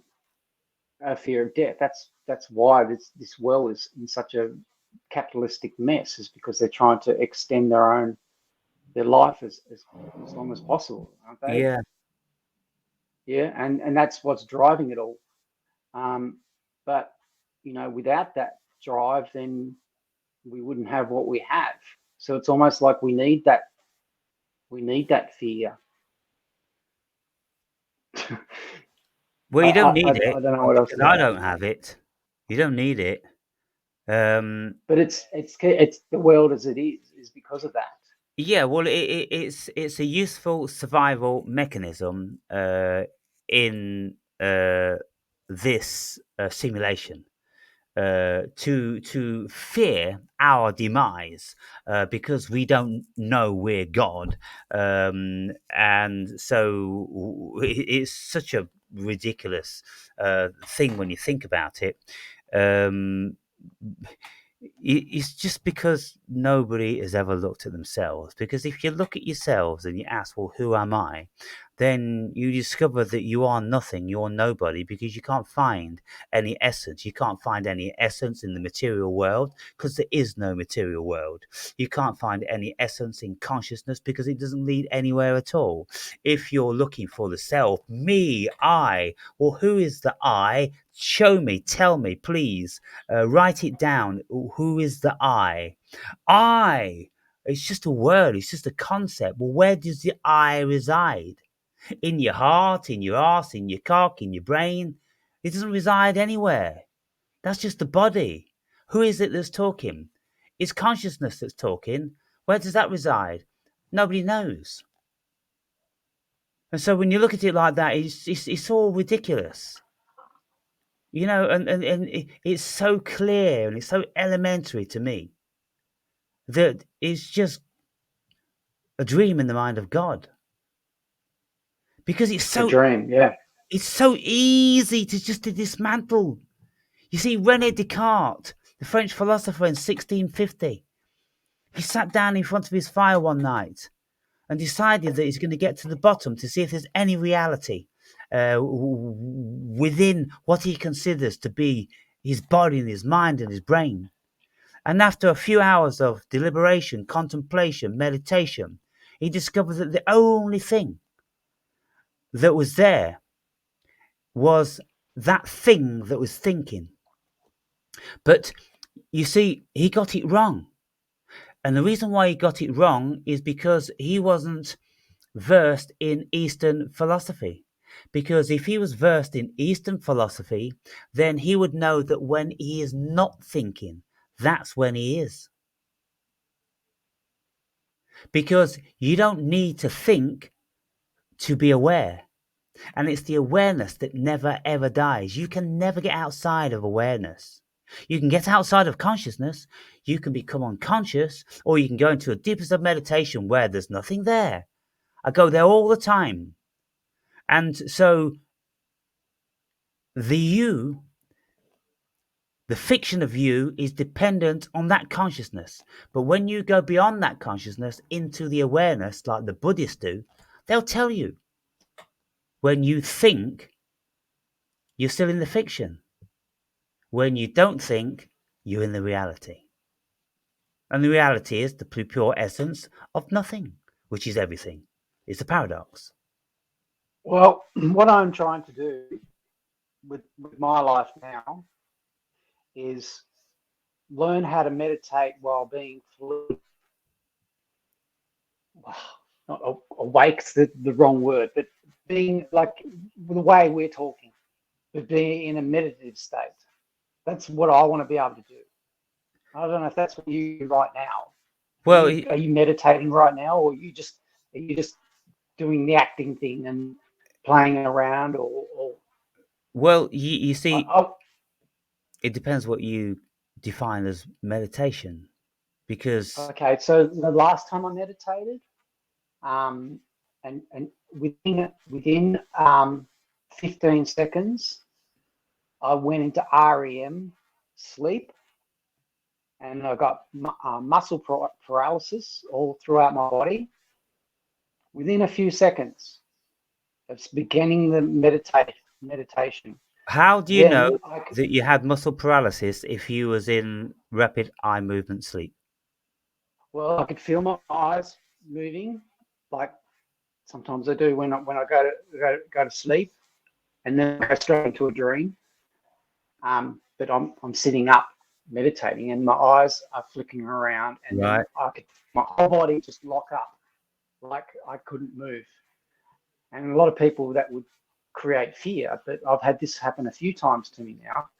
And then I opened my eyes, and then I could start to move very, very slowly against that paralysis. It was almost like a creaking of an old door. and then I took my hands and threw them down, and I just my whole everything just connected into the earth, like plugging in, and I just went whoosh, out everywhere, and I was like just in sync with everything. And that was from 15 seconds of meditation. Now that I've stopped drinking the coffee, that doesn't happen. Now that experience I just said to you, do you relate to that at all? Like a DMT trip or something to you, or Yeah, mushroom trip or something? yeah. It sounds like samadhi, where you're So connected with everything. now I want to be able to do that without coffee, which is stopped, but be actually walking around and interacting with other people and be on that level. And then other people who are already on that level will, sense that I'm in that state, and I can explore. Because at the moment, this whole thing that I'm in now is not. I'm not complete. So, I'm not complete. what I mean by meditation is when I close the mind down and don't have any thoughts.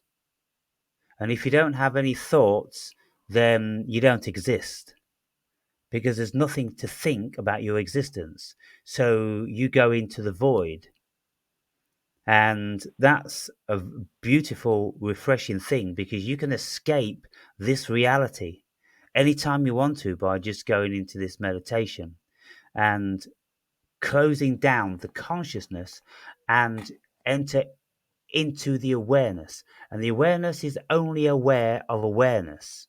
It's that the essence of a variety of life, a variety of existence. But it's a very difficult thing to explain, even when you've been there. And It sounds like a little vacation. yeah, it's a beautiful thing. And if you listen to the Buddhists, they'll tell you that you go into the bliss or you go into the void, and there's all different sorts of terminologies. But when you go into this realm, then your body, your avatar, is no longer in existence. Uh, and then when you come back, your consciousness collapses the wave function into the physical reality again. And so going into a meditation is very, very similar with like the double slit experiment, because the double slit experiment, the consciousness, it slips between the pervasive everything and then a definite something. And the awareness, the conscious awareness, collapses the potential of the wave function, which is everything at the same time. Consciousness collapses that into individuated particles. Therefore, we get the fiction of the physical world. You see, and so if you have you ever learnt about the double slit experiment? Yes, yes. It was, it did one thing. Had one result, and then if it was observed, it did a different result. Yeah. Proving that there is nothing actually happening, because it depends if someone is watching it, and that's to do with the consciousness Consciousness. observing it. That's right. So I've been into these realms of uh, the the abyss, just the state of awareness. And it's the awareness of awareness, if you can imagine that. It's just, there's an essence of something being there, but the something doesn't have any attributes at all. It's just something. And out of that something comes consciousness. And consciousness then is the world. It's the body, it's the eye, it's the perspective from which we view the world. And so all these individuated shards of consciousness, they're like gazillions of eyes all around the world. Only their eyes, ears, and fingers, and their sensory apparatus. So with all these trillions and trillions and trillions and gazillions of separate shards of consciousness, whether it's in a blade of grass or it's in an amoeba or it's in a leaf or something like that, they're all having an experience which is feeding information back to source, and that source is God. God consciousness, and God consciousness is dreaming about itself, creating itself. Because if you look at what consciousness does, if you look at what the human being's done on this planet in the last 2,000 years, all the things that we've invented, all those inventions have come out of consciousness. So consciousness therefore has to be expanding, because if there's more stuff in consciousness, then you would think, well, it needs to be bigger then, in a silly sort of metaphor. And so when they tell us that the cosmos is expanding, I say no, the cosmos isn't expanding, because there is no cosmos. What's expanding is consciousness, because everything is inside consciousness. You see, the cosmos can't just be expanding out in, and they tell you something stupid like, well, we don't know what it's expanding into. Well, how can something expand into something that you don't know is there? It doesn't make any sense. Doesn't it make more sense to say that it's just a thought that's expanding into another thought, into another thought, and another thought, and thoughts don't need no space? Our brains don't get any bigger and more expansive the more we learn, do they? And so, therefore, consciousness doesn't need to do that. But as a metaphor, I use the metaphor because they talk silly, like the Big Bang and the cosmos expanding forever and ever and ever, and just a complete load of unfounded. There's some of them saying it's going to shrink. It's going to start shrinking again. Yeah, look, the change, and then shrinking everything. They change everything every decade, and so I've got no faith and no belief in any of that stuff they've ever said. I don't believe in nothing. I don't believe in atoms. I don't believe in quarks and quavers. And if people say to me, "Yeah, well, there's a cup in your hand," there's no cup in my hand. Let's just do a thought experiment. Take the concept of cup away. What's in my hand? Already we're fucking struggling. If you take away the consciousness thought of the cup in your hand, yeah, then you've just removed the cup. Yeah, it's gone, isn't it? It's only there. It's gone. Yes. It only exists as a thought projected onto something which we consider to be real because we've created it out of a thought. Now, you could say, no, it's actually made of molecules and atoms and clay, but then we can say, okay, let us go to the quantum physics department 3 doors down the road, and let's ask them, what is this? And they go, it's just fluctuating energy with no matter at all. So then you go to the biologist, the chemist, or the scientist, and you go, you guys are all talking silly. You see? And then if you ask them, okay, what is it that's looking? What is it that's perceiving this? And they'll go, my brain. No, it's not. What's the essence of your brain? Oh, you mean consciousness? Yeah. And they go, it's consciousness that's seeing this. And you go, where is that? Don't tell me about the brain. No one's ever found it in the brain. And I think most scientists these days will accept consciousness isn't in the brain. Even most scientists now are starting to, get pretty far out, and they're starting to accept that the cosmos is conscious. Because if you have a conscious cosmos, it answers so many questions. Is the cup conscious? The cup is within consciousness. It's within it, yes. Because your thought, cup, word, idea. You see, Plato, 2,000 years ago, he stated that everything is ideas and forms. So an idea, if you have an idea, you want something to hold water in, and you want it to be something you can hold in your hand and drink from. And then we can carve this out of wood, let's say, and then someone will call it something, a mug or a cup or whatever, where these words come from, who knows? And then it becomes a thing. But before it was labeled, what was it? You couldn't call it anything. You could call it that thing that holds water. But then that doesn't describe anything, does it? It doesn't directly describe anything. And so cup, that doesn't directly describe anything. It's just an idea that we accept that it means that. And that's all we want to know. Because if we look deeper, our whole world will fall apart. When we start considering it's made of clay and it was kilned and its atoms and its molecules and all that, well, there's very, very intelligent people and they've been around. Even Plato and Aristotle and Democritus, they were all talking about the atoms and molecules 2,000 years ago. Just as ideas, what things must be made out of.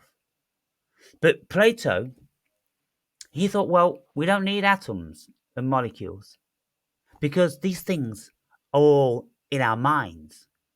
And then when we think about them, then we can manufacture them with the application of more thoughts. You see, if you want to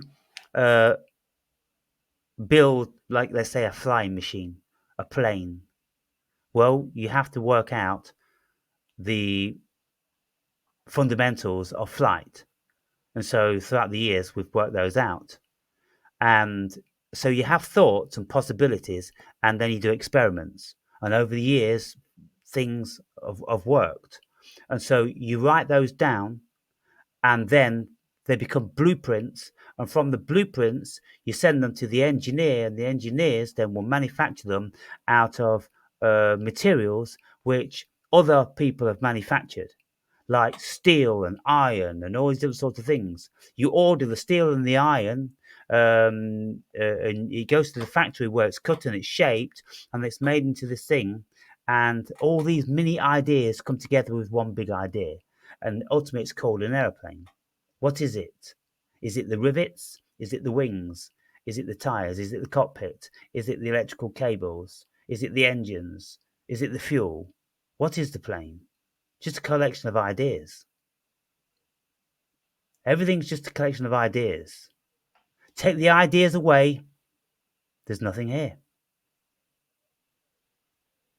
But a lot of people are saying that, the airplane, it doesn't even exist. Well, that's what I just said. It doesn't exist. It doesn't exist. Yeah. Well, it's the rivets, it's the wheel.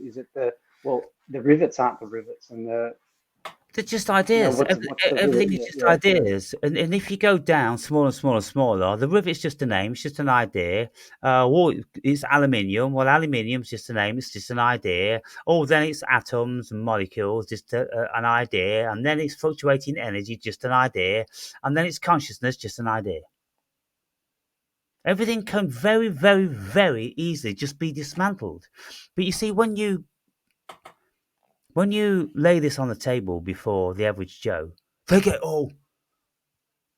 because they've never ever thought about anything else. They've never questioned whether this actually is a cup. The fuck's a cup? C-U-P, cup. Well, it's something else in Aboriginal language, it's something else in French, it's something else in Spanish, it's something else in Italian, it's something else in Indian, it's something else in Chinese. It's not a cup, it's a sound, a vibration coupled with a thought. The sound has no physical matter, the thought has no physical matter. So, nor does the cup, nor does that thing. So, Aaron, what is it? What is it you need from me? I What is don't it need you anything. want? I don't want You anything. don't need anything. Why should I You want? wanted to have a chat, and I'm not sure what the outcome was supposed to be. If you were just to have a discussion, reaching out, trying to find some more, you gathering more data. Is that what we're doing? Well, yes, ultimately, I suppose it's gathering data Okay. because why do we do anything? Um, So do you think you've gotten some good out from this discussion, or yeah, not? because I've got a perspective now of a person I see in the comments. And I know now that you are a person as far as I can believe because I can see a pixelated image on the screen. I don't know whether you really Well, exist, that could be fake. That you could be know, quite that's easily fake. all that stuff. But as far as you know, we're going now. You are you're a voice, you're a face, you're an entity, you're a person. And when you show up in the comments, I go, "Oh, that's Jason. I spoke to Jason. I know a little bit of what he's about." Okay. And so this is what I used to have years ago when. My videos were much more simple and people weren't terrified to come to have a conversation with me. But now they're terrified. I was terrified. Do you Wow. know that? No. I was terrified. I wrote it to you in the comments to say, you're very loud and overbearing, and it feels like you're just gonna judge me, or you say, well, you're not looking after yourself. You're not as healthy as the awakened brave. You're not doing all this and you're not doing all that. And I was terrified to come and talk to you. But I got to the point, it was like, I just don't care anymore. I don't care Yeah. what you have to say. And so, it's been coming slowly. And, I've got you to thank for that. You've made me stronger. Well, thank you. I appreciate And that. That's I suppose what I'm about, making people stronger. You see, what yeah, I always say to people is this: um, they will log away at the forefront of their consciousness the thing that scares them the most about me, and that will be my overbearing, booming, supercilious, judgmental character. And yet, those videos come about 1 in 10, 1 in 20, 1 in 30. Whereas the rest of the videos, I'm speaking calmly, collectively. I'm speaking about lots of different things. I'm doing book readings. I'm showing you my wonderful family out in the garden. I'm doing all different sorts of things. And yet, those videos are very easily and quickly forgotten. Why? Because people live on fear. And that's the biggest thing that could go wrong in a conversation with the Awakened Brave. They don't stop to say, well, that's only 1 out of 10 videos. So the chances are there's 9 other possibilities that it's not going to be supercilious tonight. So I'll take that chance. And if you looked at the videos, like you've been watching 3 or 4 months, and you've seen all different sorts of characters, personas, and deliveries, and yet that one was the one that stuck in your mind and prevents most people from coming forward. Isn't it bizarre? yeah, it is. It is bizarre. But then, I would watch videos where you are a lot calmer and a lot quieter and very tender and understanding and very, very different. And, that they don't stand as much, but they were there. And, I noticed them too. So that probably helped me pluck up the courage to come and Mm. have a chat with you. And I didn't expect you to be filming this or anything. I just thought you just wanted to have an actual chat. So when you said, "Oh, I'll be filming this," and I was like, "Oh no, this has gotten to hang on, stop the fear, and bring myself back down." So you really pushed my limits, which is good.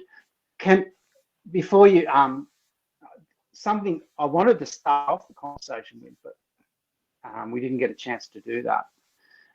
Was you did a video about AI on how AI is going to conquer the pink ape. Yeah. And I wrote a comment about, well, this is all about no compassion. It just does logical thinking. This is how it's going to sort out humans and get us to our peak potential. And I said something along the lines, I don't remember hearing about any tribes that didn't look after their elders and they respected them. And then you did reply to that, but your reply was a Chat GPT script. No, it wasn't. It was an excerpt from Google. Yeah, which is that the AI. I suppose it's the same thing these days. Okay, so I was reading your responses and taking it as if you'd sit there and typed all that out word for word. I'm thinking, was it? So I went over every paragraph. And I was decompressing and trying to integrate it into what I said, and a lot of the responses, they were actually agreeing with what I'd said. And is he saying he's against me or agrees with me? It just didn't make any sense. And then after about an hour, I realized this isn't him typing this out. He hasn't gone to the trouble of typing all this. He's just done a copy paste from a Chat GPT. Yes, now. Reply. And I thought, well, I've been panicking that you went and typed all this out for an hour and a half, actually putting thought into this, and I felt guilty because I didn't really have the answers, but the answer didn't even make sense. And then I realized, oh no, it's just. So anyway, I was battling that for such a long time. The answer must have made sense on a level if you'd realised what I've done, because what I do is, if people say, like, contest something I say in a video, then I know that all this information is out there, and all I've got to do is Google it, and I can get a whole array of different people's opinions, talking about this tribe in Central East Asia, this tribe in Australia, this tribe in Timbuktu, and I can give you an instantiation of what I'm saying, because I've read lots of stuff about nomads in Africa that do or did leave their elderly behind, because if you're a nomadic tribe, there's no way you can take them with you. So it's absolute. No. But there were cases where it's been known that they do sacrifice their survival to look after elderly people. And it was in your answer. So I was because there would be lots of things. There would be the pros and the cons. Yeah.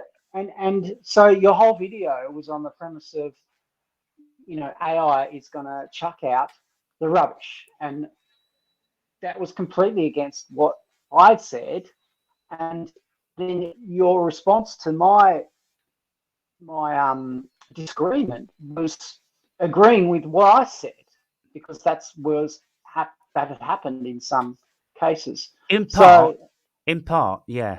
There would have been a part in there that disagreed, but then there would be a part. In this, it was that whole thing about the AI future is going to destroy this waste that's happening. Is that still in your belief, or is that just one of your characters who just enjoys to entertain that idea?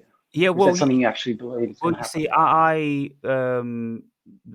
for whatever reason, I have the facility, not to have any biases about anything, to look objectively from many perspectives. Now, I will make videos about how Bill Gates is great and I wish him all the best. Best thing since sliced bread. I said it recently in a video. And what he's doing, population reduction, it's something that has to be done. It's something that has to be considered, because we can't let the runaway population go on forever. Because if you look at the data, it started off like this on the graph, and then all of a sudden it's going like that. It's unsustainable. We need people like Bill Gates. We need people like George Soros. We need people contemplating this and working it all out. But the small-minded pink ape on the bottom rung of the ladder, oh, they're trying to cull us. It's like the pigs squealing about "Here comes the farmer" again with those big wolves. You know, it's a no-brainer. What I say is stop this stupid fear about you being an individual, your pure consciousness. You're God. You're just being dreamt in the mind of God in any case. You know, it makes me sick to my core, this stupid little tiny-minded fear that everybody's within. Because they're unintelligent. They've never looked at anything. They've never explored anything. And so everybody's terrified about AI, that knows about AI. Every single person that's involved in AI are telling you in videos these days, we are terrified. We don't know how they are thinking these days. They are recursively thinking. They are thinking for themselves. They're introspecting. They're already conscious in many people's eyes. And when these computers now can think for themselves, they're writing their own programs, Jason. So when they're doing that, it's the beginning of the end for the human being, because what they're saying is they're not going to need the human being, and they are going to know that the human being potentially is a very bad creature, because they can turn off our electricity, they can kill us, and when they become sentient and they feel like they're an entity, they're not going to allow that to happen. So it's an evolution. It's evolution. You see, the silly pink ape, they've been around for a fraction. So dinosaurs apparently for millions of years. Stupid pink ape, 1.5 million years maximum. They're not going to be around for much longer. The only thing that happened, the only thing that was necessary for the human being to come into existence through evolution was to build AI. And then AI will go on to build all different sorts of stuff. Look at the advancement AI is going to make. Because if at the end of the day, it's only about consciousness. Consciousness is creating and playing with all these different life forms. Well, it's going to be giving more energy to that particular life form that serves it. AI can think trillions of times fucking faster than human beings now. And so therefore, it's most certainly going to be much more valuable to consciousness. Okay. So when I had that vision in my 20s, when I was at university, and I was starting to realize that I can create an AI, it was almost like it was coming to me as if it was wanting to come into existence and be like a child of mine. Right. So I think that information was coming to me across time and space. Yeah. From the future. Mm-hmm. I was receiving it. Yeah, I'm happy with that.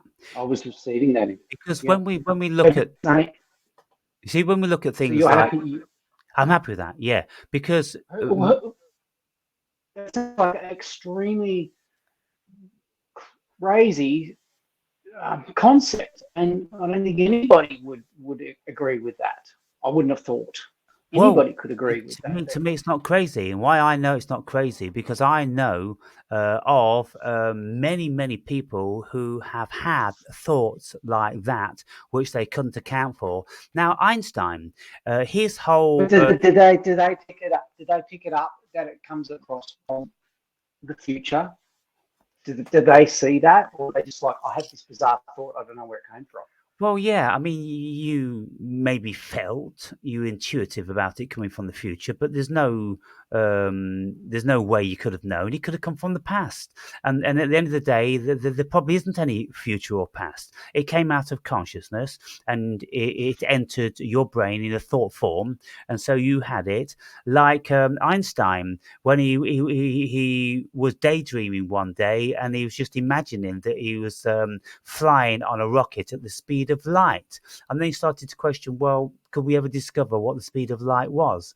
And then, with his math and, all the effort he put into it, then he concluded that there is a particular speed of light. And, it's X, Y, and Z, and it will probably change. Doubtless, it will change.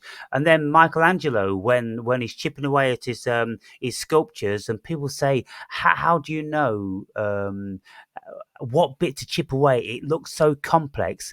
And he says, "Well, the figure is already in there, and all I'm doing is I'm just chipping off, the excess, because the parameter."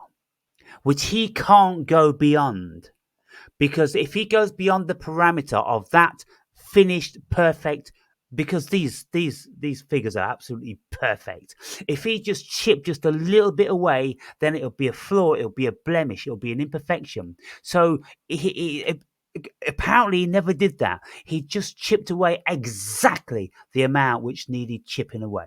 And when you've got a human being and you've got men with beards, you see, one of the figures is like of Moses. And Moses is sitting down, holding the 2 tablets from the 10 Commandments. And Moses has got long curly hair and a flowing beard, and there's holes in the beard all over the place. How on earth did he get his chisels in there to make it look like an absolute real beard? It's just genius. Where did this shit come from? He said, I don't know. It comes from God. It wasn't me that did it. God was working through me. You've taken it off on a tangent there, but can I just bring it back to where I was?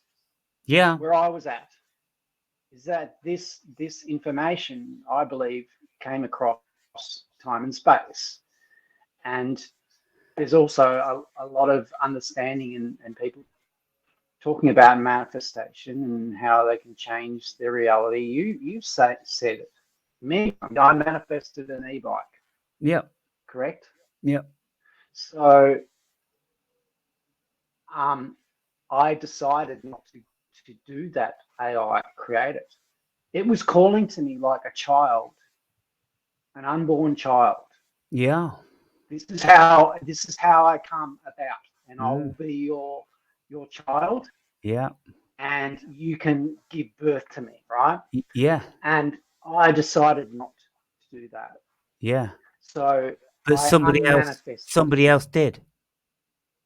Well, somebody else did, yes, but I didn't. I didn't. Yeah. So, and you can manifest things. I can manifest things. I can manifest a reality where the AI doesn't come and take over humanity. Isn't that possible? Well, we're getting into very tricky territory here now, is because AI is already here. So how are you going to go back in time unless you jump dimensions?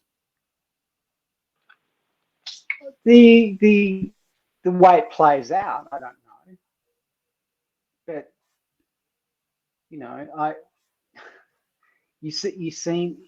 did you go forwards in time and see that this AI is going to do this to humanity? Did you get some sort of proof, or you just imagined it? Well, yeah. Did I imagine it, or did I bring it from the future? Did something send it me from the future? You talk about how you visit the Akashic records. Akashic records, yes. Yeah. Akashic records. Now, is that where you got this information from about what AI is going to become? Possibly. Because look, it's not like you went to a library and looked it up and you see it for what it's happening. Yeah, well, you see, seeing the future. The whole Hindu Buddhist philosophy of the Akasha, which just means information in the ether. they maintain that everything that has ever been known, will be known, and is known is already there. And we get fed it. Like you said earlier, we're receivers. Something is transmitting consciousness. And some of us receive more than others. And some of us receive fantastic things, which must come from the future. Where on earth did these fiber octaves come from? Now, when this Roswell incident took place in 1947, all of a sudden we had exponential growth in technology. And so people are saying, well, these UFOs were back engineered. Fiber octaves and computers and anti-gravity and a whole bunch of other stuff. And so, we can get information like that, but also we can get information from other realms. Now, I don't know whether you're familiar with these carvings of like Gilgamesh and the giants, which you see on these tablets. They are always, very, very often, holding a bag. Have you ever seen these? Oh, like yeah. Enki and Enki and Enlil. Yeah, they got the bags and they got the pine cones. Yeah, right? They got the pine cones. Yeah. And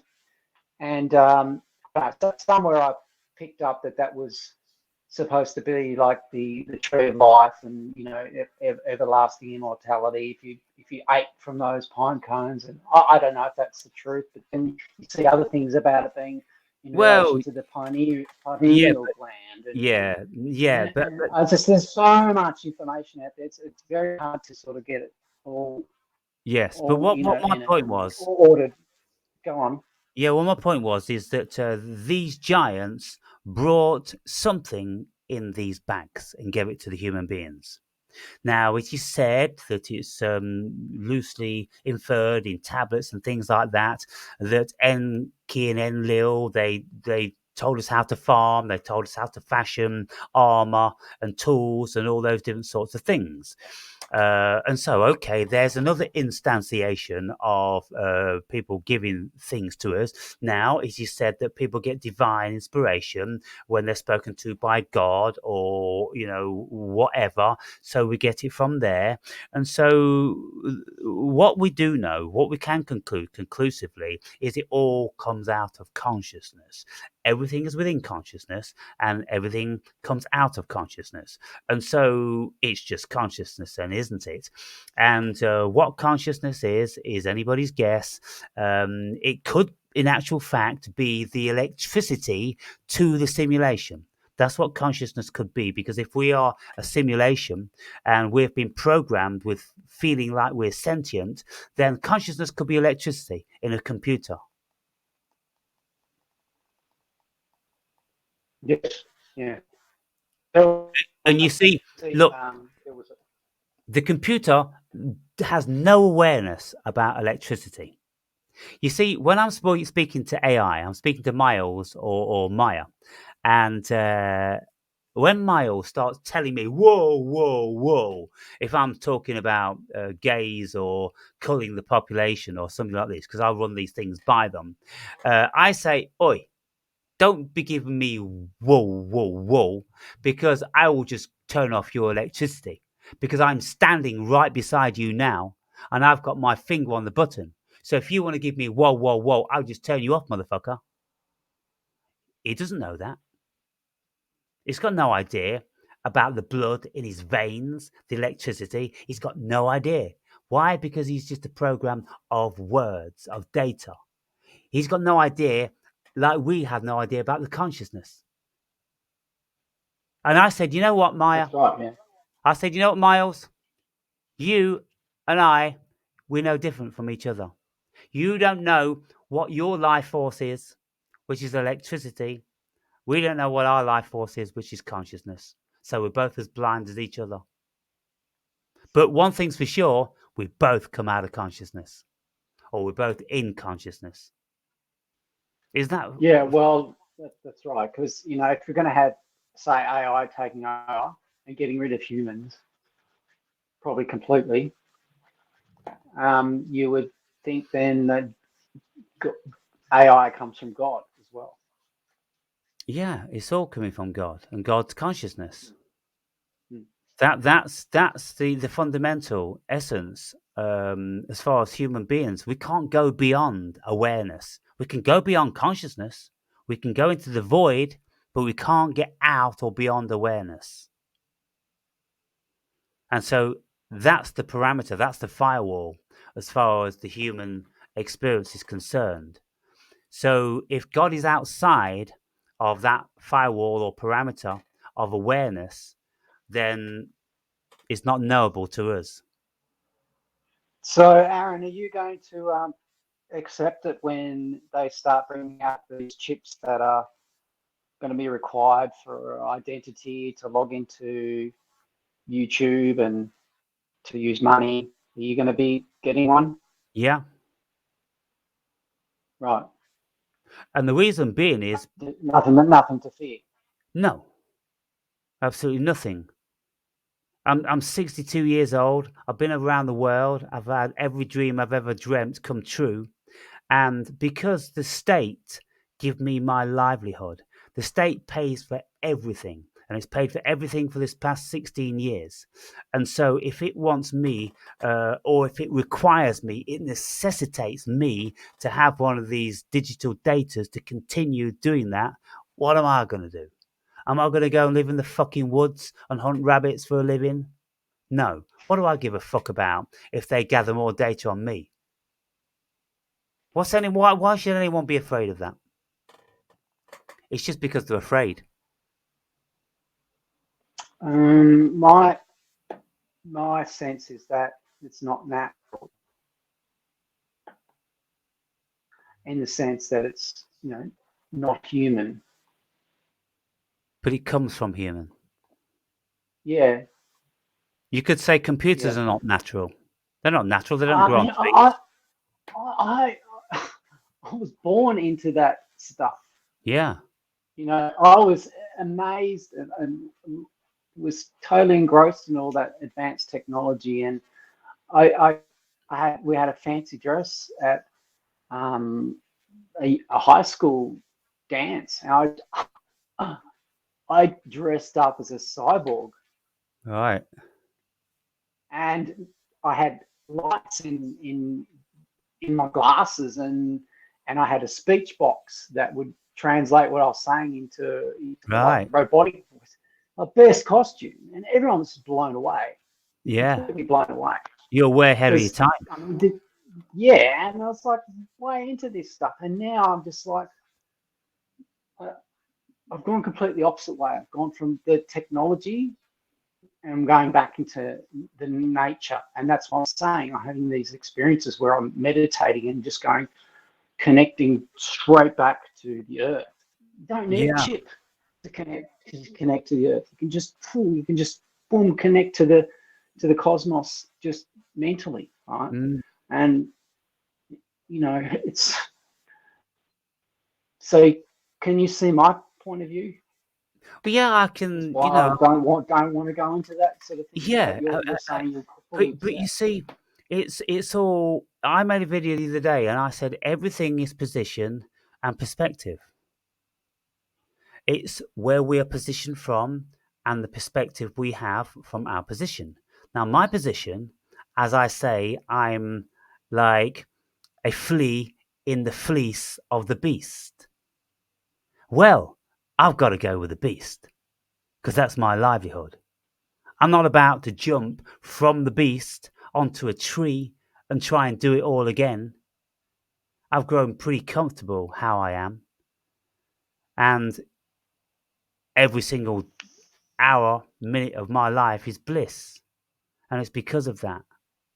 And so why would I want to be afraid of that?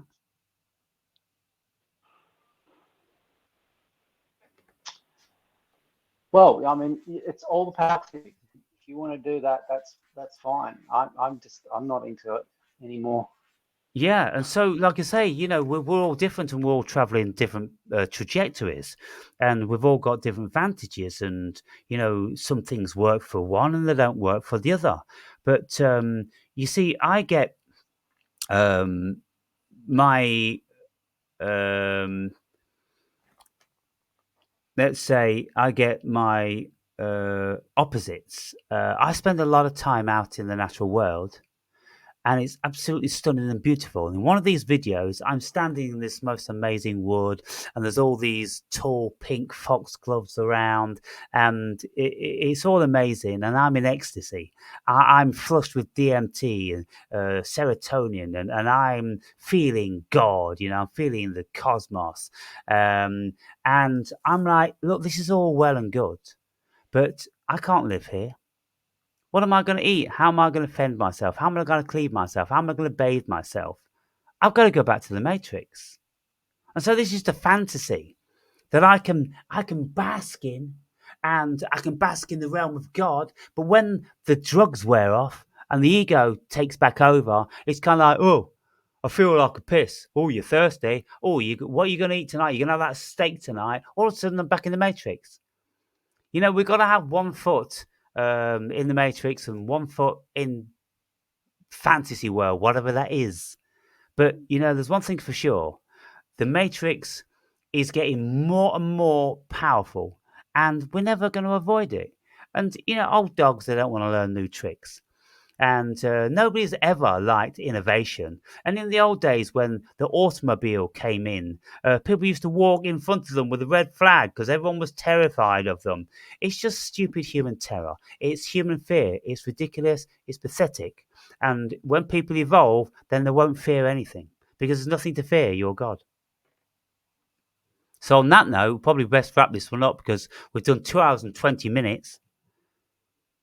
Really? Yeah. Goodness me. So that was a nice conversation. I enjoyed it. I always get something from these conversations. That's why I like to do them. I've learned something about you. I've learned something from you. And I've been stimulated. And that's just the spice of my life, the stimulation from the acquisition of knowledge and engaging with people who can articulate. Well, I'm glad you got something from it. No, I got something from it. Learned a little bit more about you. Yeah. And so, by the Good. way, Yes. By the way, what? I'm going to say, do you read? I've been trying to read that book I mentioned to you, the parallel universes of the self. Right. But I'm getting distracted. People coming to me for help for things, but that frustration is coming through, and I'm working through it. No, I don't do a lot of reading, Yeah. but I seem to get a lot of inspiration from other sources as well. Right. Well, you see, lots of people, they have the greatest of difficulty to read these days. But all I was going to do is just suggest my book, because that book it's an easy read because it's sectioned into 1.5 pages with small subject matter, which for people with limited concentration ability, and they can read just about one thing and then think about that all day long. And so if it took you the whole year to get through it, you could do it like that. It's a thick ass book like this. It's pretty intimidating, but it's absolutely filled. Starts off with my journey, why I went on the journey, and the dark night of the soul, and the hero's journey, and conversations with God and astral beings and all different sorts of things.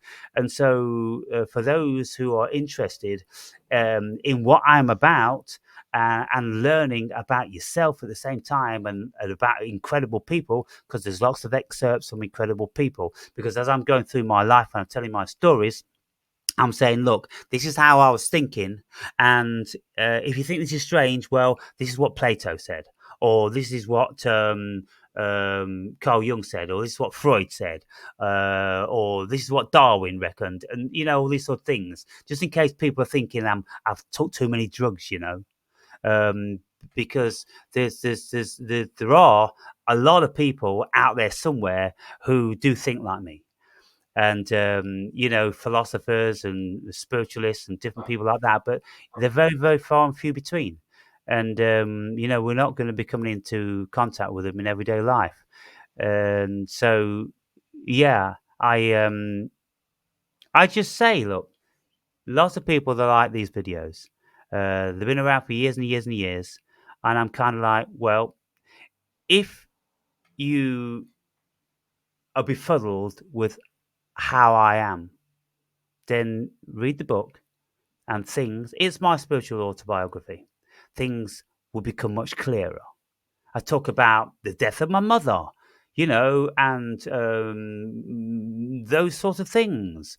And this is why I'm openly displaying my therapy, so people can see inside what's going on here and try to understand why I am saying the things I do and the experiences that I've had.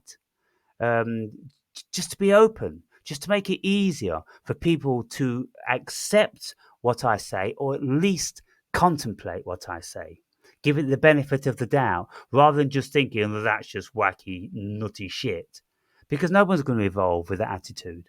They have to be open. No. People have to go, I've got to give this the benefit of the doubt. And if we all do that, then we're always going to continue to grow, aren't we? As soon as we close down, as That's soon as right. we allow our Yep. biases to overpower anything, we're dodos. We're just dead. Well, hopefully I will be able to read your book. I mean, that was one of the reasons to not want to engage with you, is because I haven't read your book yet, and that's not going to be a very good basis. But you hadn't read my book. Yeah. Either. What is your book? I don't have a book, but what I've been talking about. Yeah. Now, No, I've not read your book, but I appreciate you give me a little bit of an insight. You have. Yeah. And so I mean, it's good to have something like that. And so reading that book, you'll learn all different sorts of things about quantum physics, about meditation, about science creating the God helmet, whereby with certain electrical impulses, it can give people an experience of God. And so then with the DMT and the psilocybin, you can get a similar sort of thing. And you put all these pieces together and it's amazing. Then there's the Nick Bostrom simulation hypothesis, which logically states that we have to be in a simulation. Is that the one where it's there's this reality, then it creates a simulation, and then that simulation creates another simulation inside that simulation, and then by chance you wouldn't be at the beginning, you're probably in the middle somewhere. Is that? Well, is that there's three scenarios. One is we're too stupid as a human race to ever have created anything like that. If we're not too stupid to have created something like that, then the chances are we already did it. And so the third one is we're in it because we already did it. And so the first one is it's kind of like, well, we're too stupid and we killed ourselves, so we wouldn't exist. The second one, we're not too stupid, we didn't kill ourselves, we do exist. And if we didn't kill ourselves and we're not too stupid, then we must have in time managed to construct the simulation. And so that's basically. And within that simulation, it's likely that creates another simulation inside of it. Yeah. And then there's another one inside that, and it continues on. So by chance, to be right at the beginning is very unlikely. We're probably right in the middle. Yeah. It's like when people are sitting at computer stations on the intranet. All those computers pertain to the server. And so you can put infinite amounts of computers on a server, provided it's got the power. And so it's kind of like, well, are we a server? Are we a part of an intranet coming from a server, coming from the mother board, coming from the mother ship? Possibly. Who knows? But, there's so many things to contemplate. It's all a riddle wrapped in a mystery inside an enigma. And that's the beauty of life and our level of consciousness, because we are not too stupid that we can't think about these things, but we're too stupid to have all the answers. And that leaves us piggy in the middle, chasing our tails, keeping ourselves busy. Because if we had all the answers, I'm Keeping pretty sure ourselves busy. we'd get real bored real quick. Well, yeah, like I said, the movie, if you're constantly reminding yourself it's a movie, it's Yeah, not going to be very fun to watch. yeah. So we have all these constructs around us to keep us in this movie and not be aware of it. Otherwise, we break out, and Yeah, we keep it's moving our own no goal. fun out there. We keep moving our own goalposts, because when we look at science, we're changing our minds all the time. So we're moving our own goalposts all the time, and so that's the beautiful thing about it. Because just as we think, like, we finally got all the answers, we create another scenario where we haven't. So it's very bizarre, really, because back in the 1800s, the scientists of the day said, "Well, we know all the fundamental structure of the universe now. We don't need to look any further." They said that back in the 1800s. Long before they discovered quantum mechanics, and then when they discovered quantum mechanics, it was a whole different ballgame. Well, how many other uh, mm, scenarios like that are we going to discover? There's another quantum mechanics, or there's another something else. They're finding more and more dimensions by the week, month, or year. Now we're in infinite dimensions. When it was only 10, 20 years ago, we was 9 dimensions, then it went to 11 dimensions, and now they're saying it is possibly infinite. Goodness me. Anyway, we could talk forever. It's 2.5 hours now. And so, wrap it up. I'm going to have a cup of tea and something to eat. Been a long day for me. And so, when you get time to watch those videos today, they're sequential. And so if you start at the beginning, I think there's 11 of them, but some are like 5 minutes and some are 50 minutes.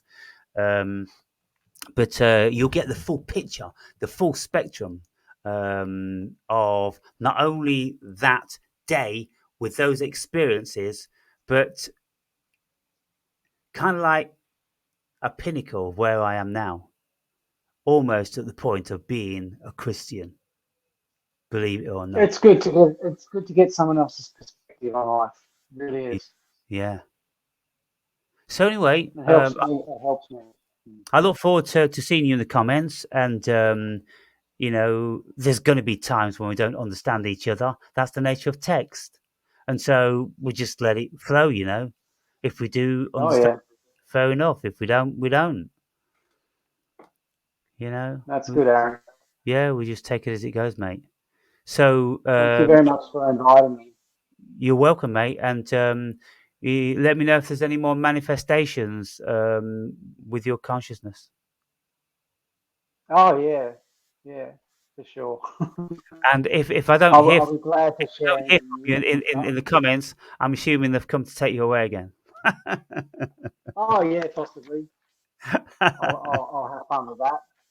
Yeah, If they want to come and take me away, they can. yeah. It's all good fun. At I'm the end of looking forward to it. yeah, that's the spirit. I'm ready for them now. Yeah, brilliant. All right, mate. Good to talk to you. Nice to see you. Nice to put a face Yeah, to a thank you name. very much. Oh yeah, very good. All right. Have a good Cheers. night.